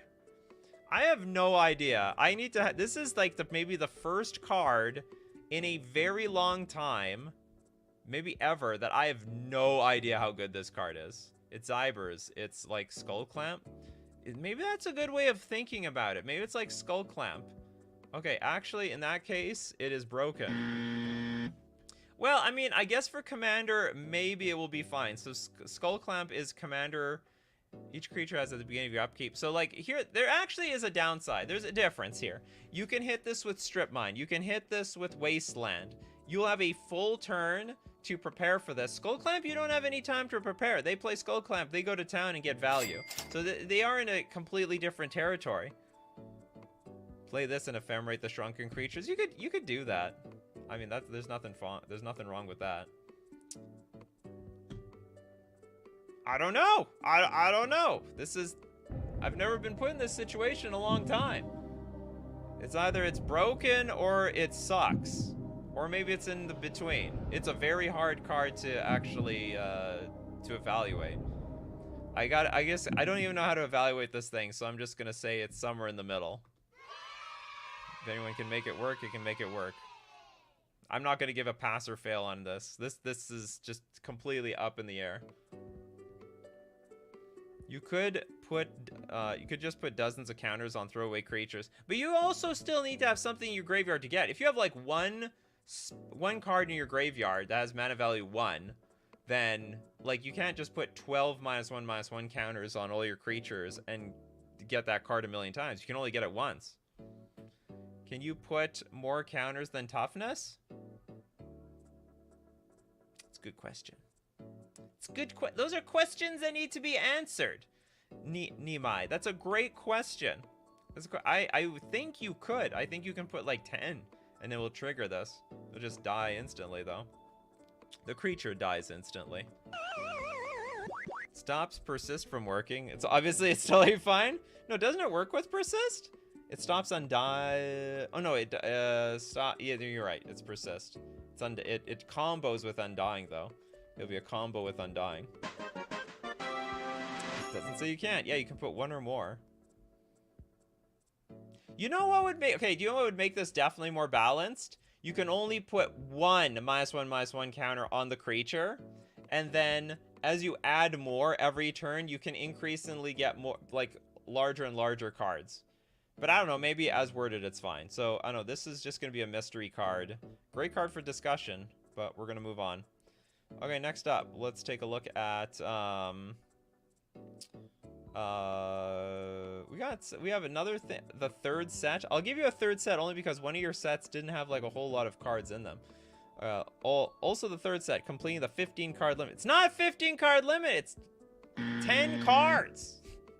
But one of your sets had like a bunch of cards that were basically the same, but I'll let it slide here. Dream Mirror Revision Set 3.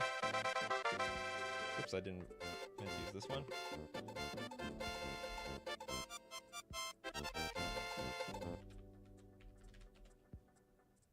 Yeah, we got the third set.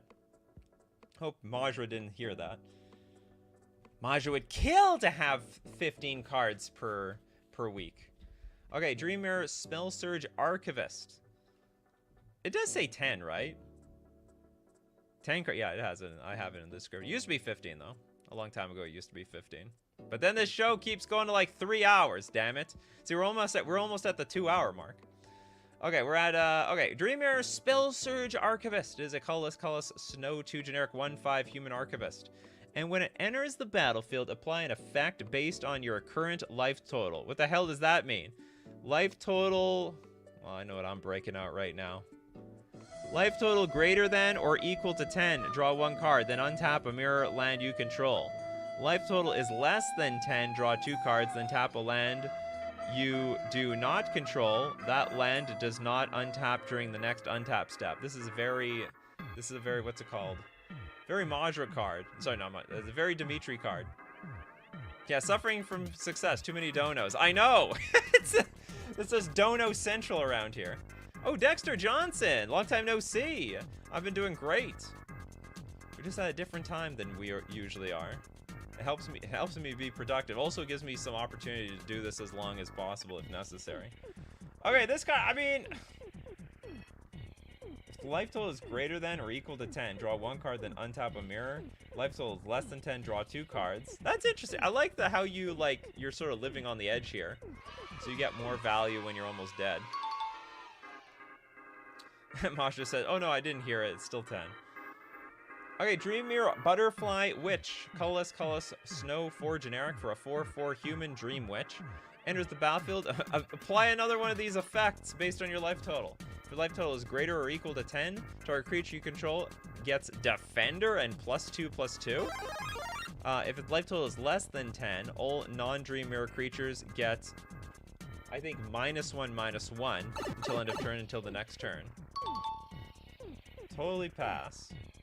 Dream Mirror Spirit Guide. Can we exile it from our hand? Colorless Snow 6 generic for a 5/8 Kitsune Spiritualist. When it enters the battlefield, apply an effect based on your current life total. Okay, if it's greater than or equal to 12, return target creature in the graveyard to its owner's library, then shuffle. That is weird. It's like some sort of weird graveyard manipulation. If the life total is less than 12 but greater than 5, destroy target permanent. And also, if life total is less than or equal to 5, untap a land you control, then return a land to its owner's library, then shuffle. I guess this all works. That's why you have all the... Oh, that's interesting. The pain lands to manipulate your life total. How clever you are, Winter Fox. You go straight down to 5. I don't know if that's what you want to do. You want to help your opponent? But you get those effects. The Dream Mirror Sovereign. It is a colorless Snow 9 generic. This is insane. It's literally Emrakul mana. It's always the most expensive cards from Winter Fox are always the smallest cards. This is a 0/1 Dream Mirror Spirit, but it's got Shroud, Flying Defender, and Indestructible, and Ward 10. Effectively Ward 10. Memory Erasure 5. During your upkeep step, you may remove up to N cards in the graveyard, graveyard/exiled from play. Cards removed by this effect are considered outside the game. So we are moving them to the beyond the freaking exile zone. Outside, completely beyond the out of game zone. Tap, place one -1/-1 counter and 1 reflection counter on all non-Dream Mirror creatures. Honestly, I think it's a very weak card for a 15 mana card. Winter Fox clearly has a waifu addiction. Winter Fox not the only one, that's for sure. Not the only one around here. We should also talk to Pedgeman about it. But I like Winter Fox's aesthetic for all these cards. It's like somewhat it's like I like somehow I like stone cold colorless, but this is like snow colorless. And now we go the Dream Mirror Dread Horde for another 15 mana. It's a 0/1 Dream Mirror Spirit. Shroud Flying Defender Indestructible, another Ward 10. It's got Physical Erasure 3. So during the upkeep step, you may remove up to N cards on the battlefield or hand from play.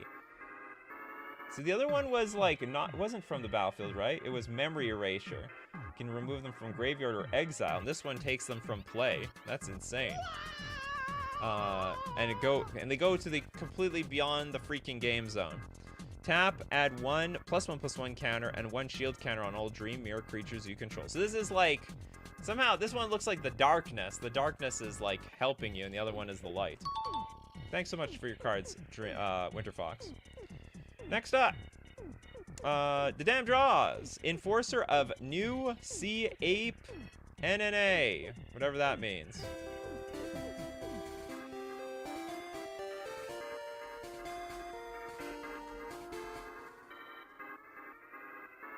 What the hell? Oh, Capenna. That's what I get it. I get the joke now. This is a 4 mana 3/3 Ape Rogue, first strike reach. When Enforcer of New Capenna Sea Ape attacks, other apes you control get +1/+0 until end of turn.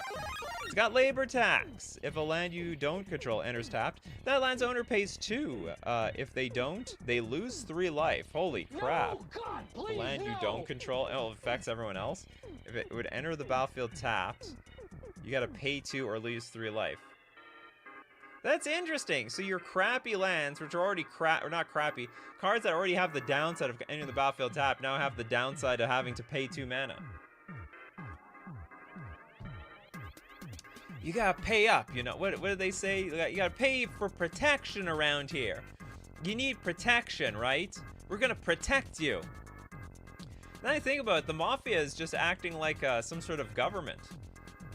They just wanted their taxes. That's all. It's the same thing. What does the government do? You gotta pay up. You gotta pay up for your protection. We're gonna protect you. Where's the government where we need it? Where's the Mafia when we need it? Anyway, thank you very much. What a funny card.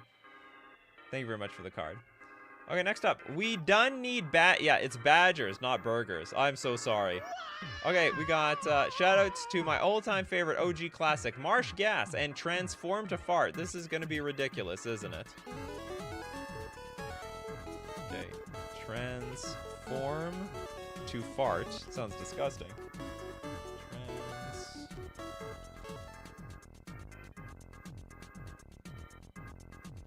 Okay, it is a this is a person of gas. It's a green, black, blue aura, flash, enchant creature enchantment. Enchanted permanent loses all abilities and is a black enchantment with all creatures get -2/-0. At the end of your next turn, sacrifice this permanent. Interesting. So like you sort of like one creature loses all of its abilities and you shrink everything else. So it's a weird fog, effectively. This person stinks too much. This is a side note, like just recently on Reddit, I'm getting a whole bunch of like notifications, or like a thread keeps popping up that they keep complaining about how all the students stink at the university. Why does everyone stink? Like it's just exploded. It's like there might be like a fad of like not using the shower or deodorant or something. I never saw this for years, and now everyone from my former university is just complaining about how it stinks on campus.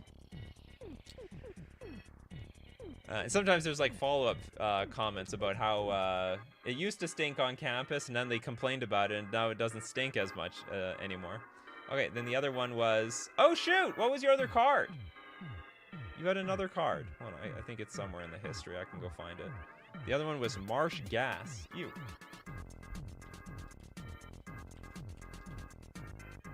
Marsh. I think I've looked that one up correctly. Marsh Flats, Marsh. I don't see. Where's the Marsh Gas? I don't see a Marsh Gas on this thing. Marsh Gas is from. Oh, it's an actual card. Okay, thank you very much. Okay, next up, we've got Majra has a dono for Pedgeman, one of the most beloved. Mizuchi Body Snatcher. Snatch them bodies. Alright, we have a red, black, blue, 1 generic, 1/4 cursed spirit. With flying, if a player would lose the game, if they were dealt damage by Mizuchi this turn, instead, you may have them shuffle their graveyard into their library, and their life total becomes 20. Remove all counters and damage from them. Mizuchi becomes an aura attached to that player. As long as Mizuchi is attached to a player, you control that player. If that player would win the game, you win the game instead. So, well, that's interesting. Question, if someone removes the aura, is that player like back in the game? I didn't make the card, just suggested it. Well, you posted it. It didn't come out of nowhere. Didn't you make Space Shift already? I thought that was a card that started it.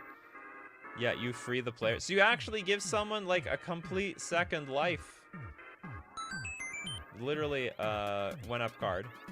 Saw that effect earlier, right? I can't remember. Like, I know we talked about this. We talked about something like that. Anyway, I think it's fine. I mean, if you kill them, if you deal lethal damage, then yeah, sure. If a player would lose a game, if they were dealt damage by Mizuchi, so basically you have to be the one dealing lethal damage. I think it's completely fine. You gain control of them.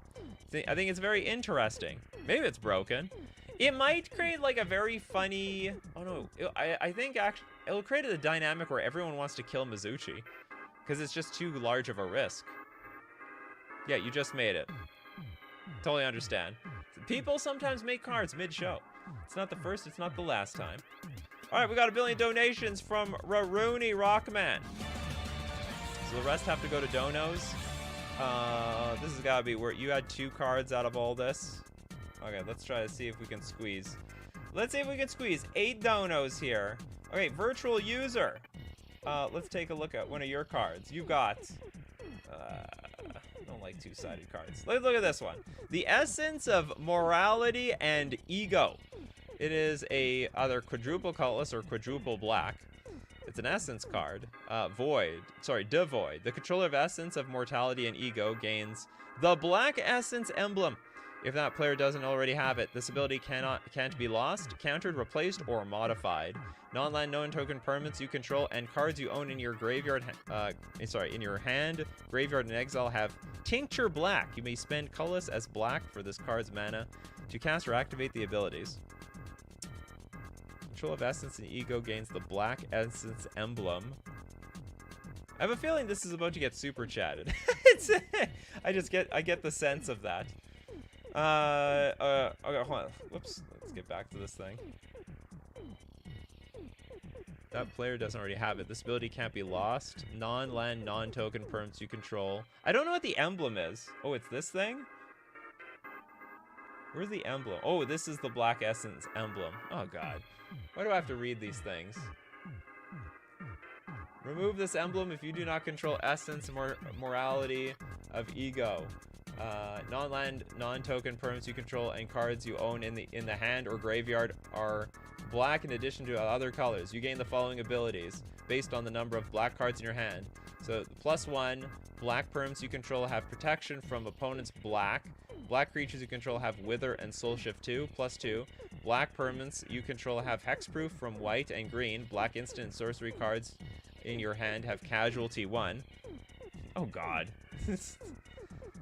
You're late. We're already looking at your cards, damn. 4 Paths of Life. Okay.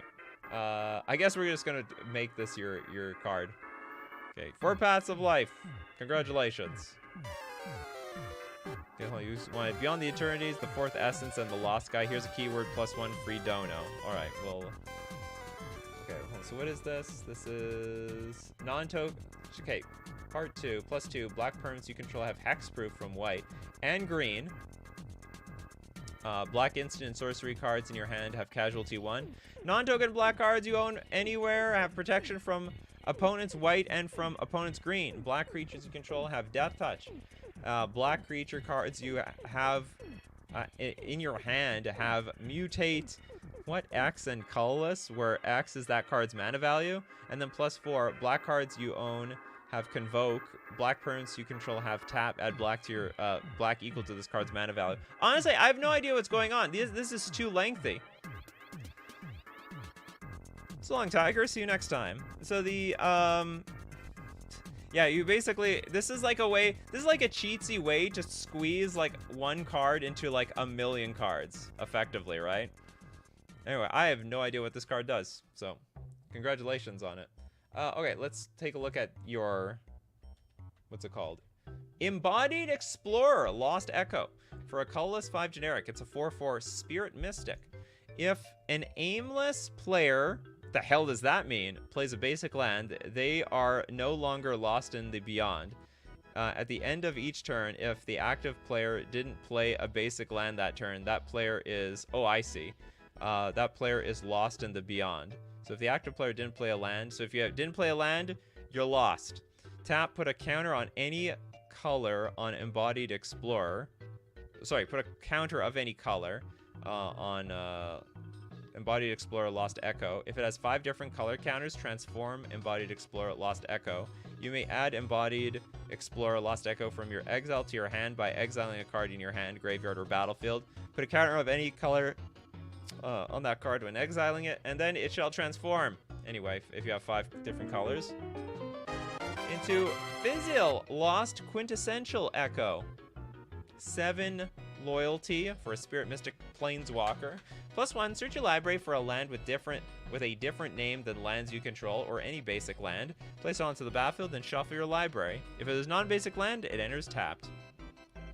It's funny you actually give a downside. You know, I give you credit. So many people are like, there's no downside to my card at all. It's all upside, 100%. 100% busted. Okay, -3. Target player is lost in the beyond. That player exiles a non-basic land they control, if any. And then -10. You get an emblem with, you may remove a QAE counter from any player, and this emblem, untap all your lands, revert Fizzle Lost Quintessential Echo.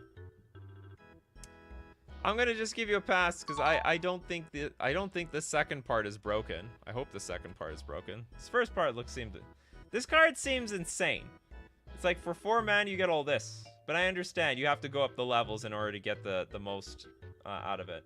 Key terms: revert. You can only revert a transform card. If you would transform an already transformed card, you revert it instead. To revert a transform card, you exile, then return it to the battlefield from face up. Color counters. Oh yeah, we know the color counters. Okay, excellent. Read the keyword card. Okay, color counters, I understand. Lost in the Beyond, do I understand? If a player that is lost in the Beyond becomes aimless, if they are not already, each time a player is lost in the Beyond, that player gains a QAE counter. If a player is no longer lost in the Beyond, they are no longer aimless and lose all QAE counters. Counters they have. An aimless player can't use... aimless players can't use X different colors each turn among spells they cast, mana they spend, or sources of abilities they activate. Rex is the number of QAE counters that player has. Aimless players with 5 or more QAE counters lose the game. Oh God! They'll be dead. Oh, hopefully that's not so hard. Okay, let's give a donation. Give one. Okay, we'll give the donation from for Passive Life. We'll go to the damn draws here. Damned Corpse! Blue-black, 1 generic for a 0/4 zombie wall with defender and backup too. When this creature dies, create a 2/2 black and blue zombie creature token with Island Walk. What a weird card, but definitely pass. Dimitri wants something! Are these all your cards? Pedgeman, fan of donations! You better believe it. Okay, this is... Oh, it's literally Pedgeman's avatar. You found that avatar somewhere, Dimitri? Did you like do a picture backup, or did you do a picture search on what's it called, on Google? Okay, black, blue, white, green, and of course 9 generic. Why wouldn't it? For a Vampire Artificer Mystic, it's a 7/12. Affinity for blood tokens. Affinity for vampire too. Lifelink, Vigilance, Triple Strike, Banding, and Ward 12. That is insane. This actually is probably broken. It's got Bloodfall. Whenever a blood token is created, draw a card and reveal that card. Then if it's an instant or sorcery, exile it. Otherwise, you may pay life equal to its mana value to cast it. Oh my god, you don't even pay mana for cards anymore. And then Custom Fall. Whenever a custom card enters the battlefield or is cast, you may create a non-token, non-legendary copy of that card. This is absolutely broken. Absolutely broken. Here's the funny thing. This is the first card Dimitri has, like, created. I think you can reasonably cast. Like, getting a bunch of, like, vampires and blood tokens on the battlefield. I think you could cast this for, like, 6-ish mana. And I think a lifelink vigilance triple strike banding ward 12 creatures a little bit much for 6 mana. Bell loves it, though. So there's some love out there for this Pegman fan of donations. Okay, next up. We got B-Bro! Bottled up. Okay, so now where are we at here? 7 more donations. Life in a bottle. We have white, 3 generic enchantment. If you would lose life, gain that much life instead. When life in a bottle leaves the battlefield, your life total becomes 1. That is crazy. It's like, what's it called? There's a few black enchantments that are like this, but this one has the downside that, like, you're gonna go straight to nothing. You can be on the edge of death.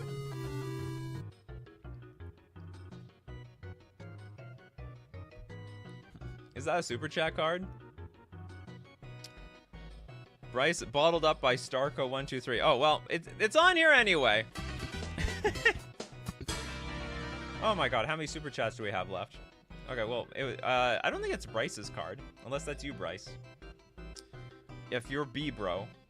Anyway, okay, so there's still 8 super chats left.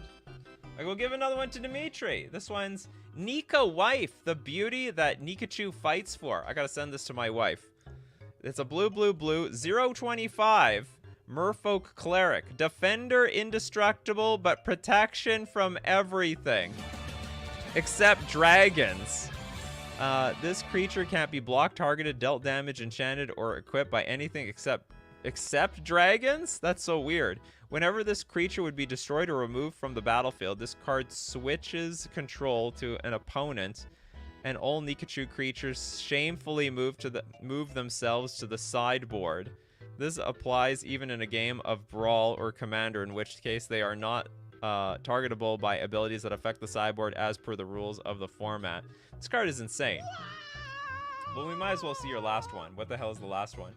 Okay, this is Ninachu, the Mermaid Mystic Swords Woman. 23 mana. It's a Merfolk Wizard Warrior, 1424.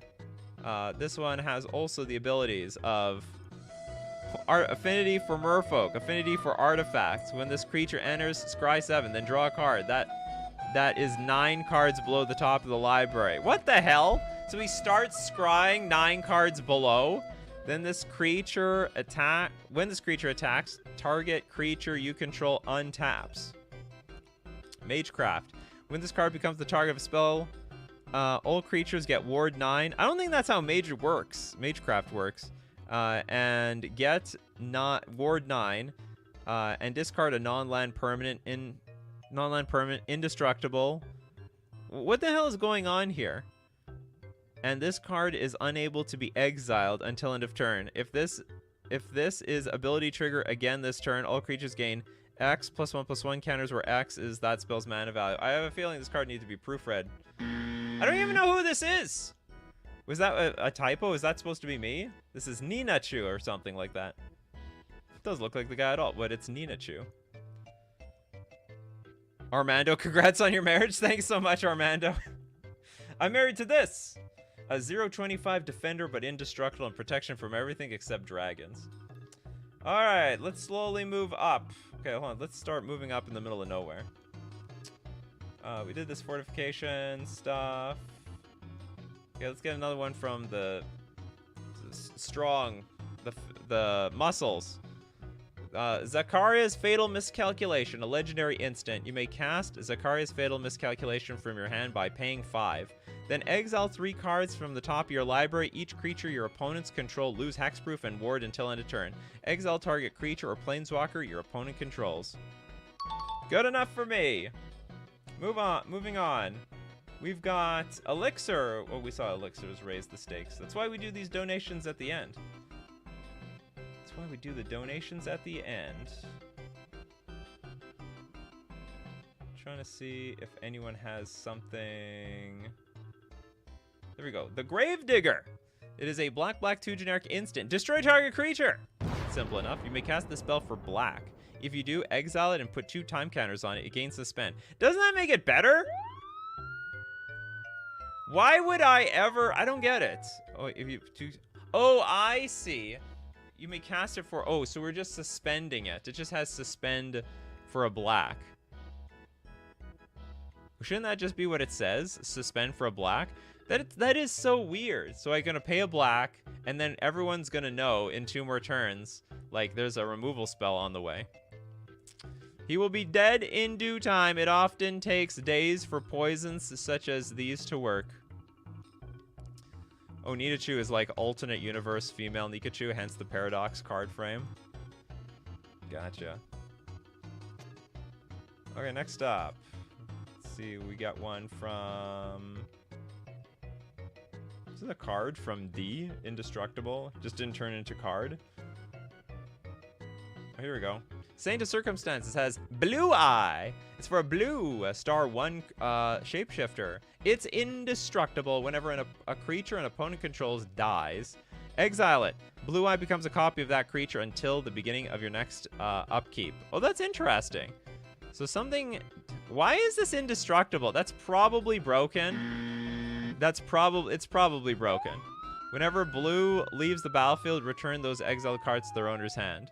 So this is like literally just a 1 mana like infinite blocking machine, as far as I understand this card.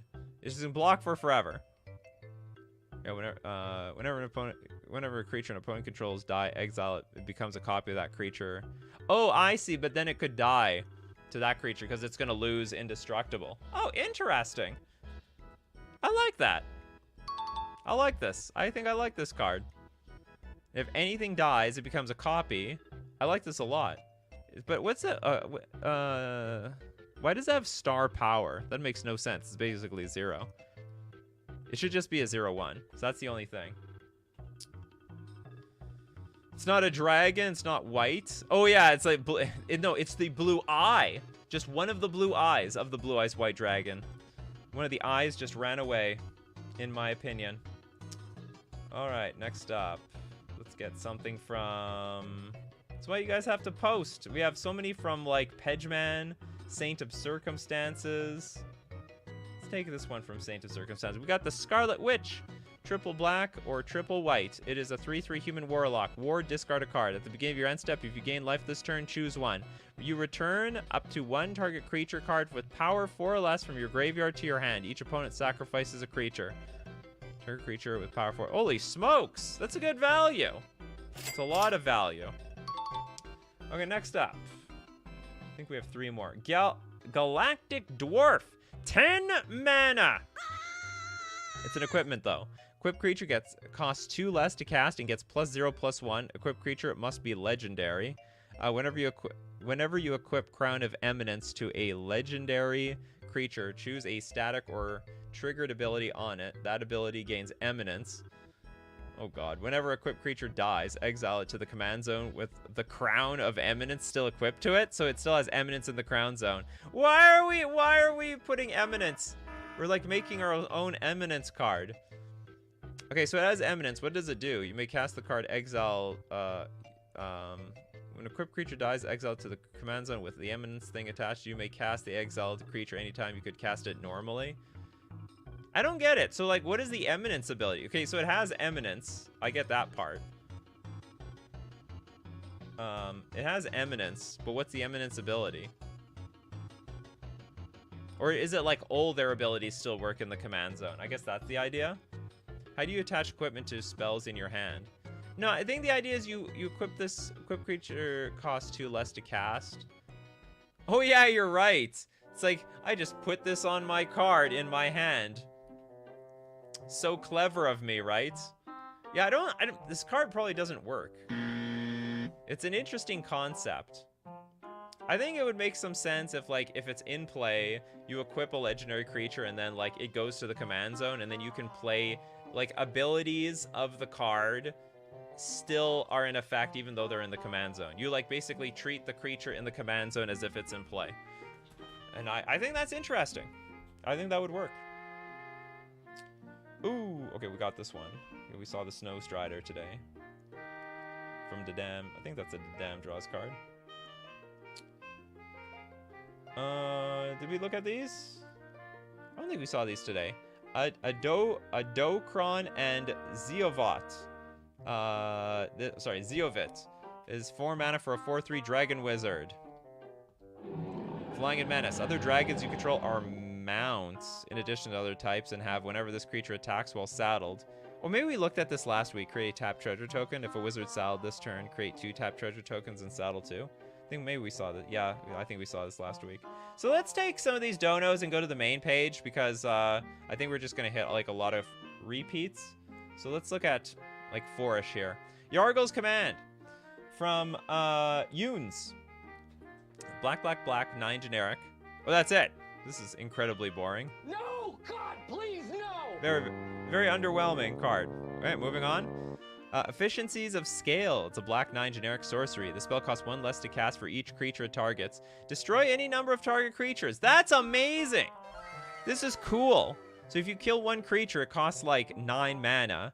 But if you kill like 10 creatures, it costs 1. I like this card. This card's fantastic. This is an absolute banger. Damn it, I wish we saw this earlier. I would make this like the thumbnail for sure. Cruel Fanatic.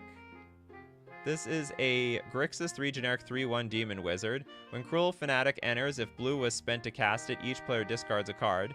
When Cruel Fanatic enters, if black was spent to cast it, each player sacrifices a creature. And when Cruel Fanatic enters, if red was spent to cast it, Cruel Fanatic deals 2 damage to each player. Definitely a pass. Do you know, now I'm thinking about it, the Efficiencies of Scale reminds me a lot of, what's it called? Blasphemous Act. It's got a very Blasphemous Act type of feel to it. And Total Annihilation. White, red, 4 generic for a sorcery. Exile the battlefield. It's gone. There is no more battlefield. That's terrible. This is basically exile. Shouldn't it just be exile everything in play? Or did we just like remove the battlefield too? So we can't even play cards on the battlefield. There's no battlefield to put creatures on. Even the battlefield is exiled. They'll just fall into the abyss. What the F keeps going on? We have more super chats. You people aren't done. Okay, we done need badgers with chaotic uncertainty. Go back. Chaotic uncertainty.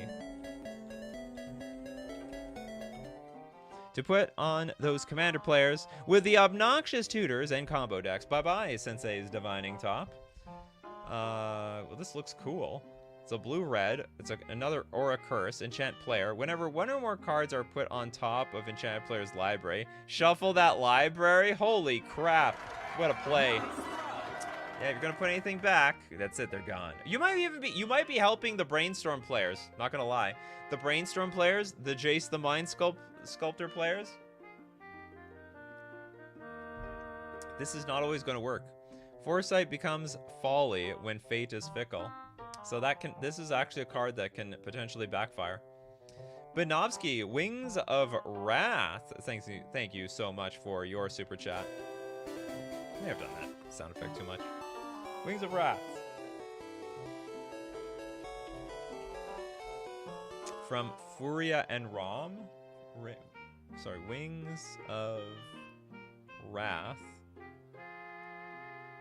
I'm looking it up. I don't see it. Did you just post it or something? I don't see this. Wings. Or is it Furia I'm supposed to look at?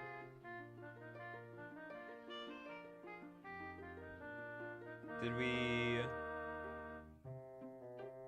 Is this like a card that we didn't see or something? Come on. Wings of Wrath from Furia. Okay, Wing. Oh, I see. Okay. You wanted this card from this set. Wings of Wrath. It is a Boros 1 generic instant. Remove target creature you control from combat. It deals damage equal to its power to target attacking or blocking creature you don't control. So we're going to remove ourselves from the game, but at the same time, I'm going to punch you on the way out. It's basically like insulting somebody on Twitter and then closing the app and just be like, I didn't hear anything. Or on Facebook, anything. You know bombs are being thrown back at you, but they can't touch you because you've logged off. The Wings of Wrath. Okay, this is a cool card. Okay, we got Sebastian with the Universal Paradox. Not OP. You're the first person to tell me, like, this is not oppressive. Universal Paradox. Oh, this is not your card? Universal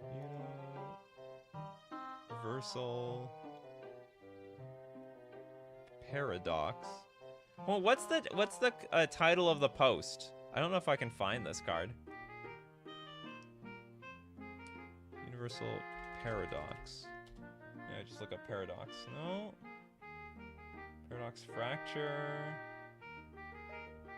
I have a feeling this was this was like part of a Universal. Can't find it. Sorry about that, Sebastian. Like, are you in the house here? It's mine, yes. It's the last one. Okay, remember, the rule is... You mean you just posted it. The rule is you gotta give me... Universal Paradox. Where is it? I don't even see it here. Okay, so the rule is you have to give your card a title. So I just... Yeah, exactly. There you go. I see it now. You just ninja put it in. Because what I'm doing is, by default, searching them all up. I'm not going to assume that you just posted it, and I'm going to look for it. All right, blink. Yeah, okay, I found it.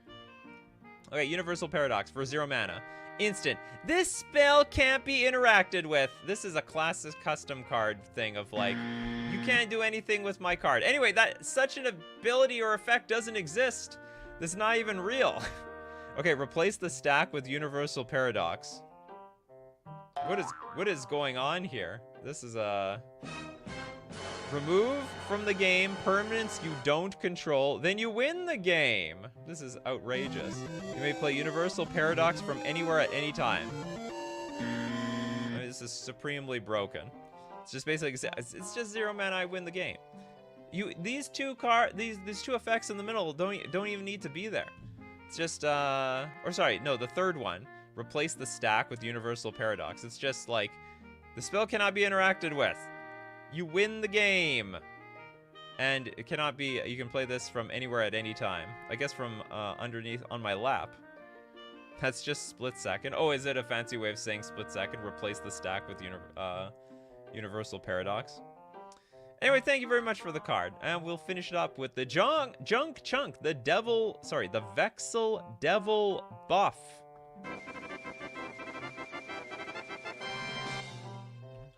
Vexel Devil? Is this one of these things that was just posted? Make Vexing Devil playable? Okay, this is the Vexing Devil buff. The Hellbender Devil. It's a red 3/2 devil, haste. Other devils and imp creatures you control, they also have haste. I swear you've posted this before. We've seen this one. When a devil or imp dies under your control, Hellbender Devil deals 1 damage to any target. I could get behind... the devils and the imps also have haste. I could get behind this card. Hopefully it's not too strong, especially on the play. In Commander, it's gotta be fine. Or maybe you're just constantly buffing them devils and imps. I've definitely seen flavors of this card in the past. And I am free! We are done with the Super Chats. Unbelievable. How many coffees did everyone get through for this entire show? How many times do you run to the bathroom? I wasn't allowed to run to the bathroom once. I can only have 1 cup of coffee. That's it. No more than 1. If you want to be a part of the show, you got to be here weekdays, 3 p.m. Central Standard Time. Thanks to everyone who supports the show. If you're a patron on Patreon, a member on YouTube, or you Super Chat to be part of the show, or you even Super Chat so other people are part of the show. Everyone coming together to help Pedgeman be on the show. Okay, and thank you so much everyone who supports, not only supports the channel, but also contribute to the channel every single week. People like Benjamin, We Done Need Badgers, Dimitri, Doug S.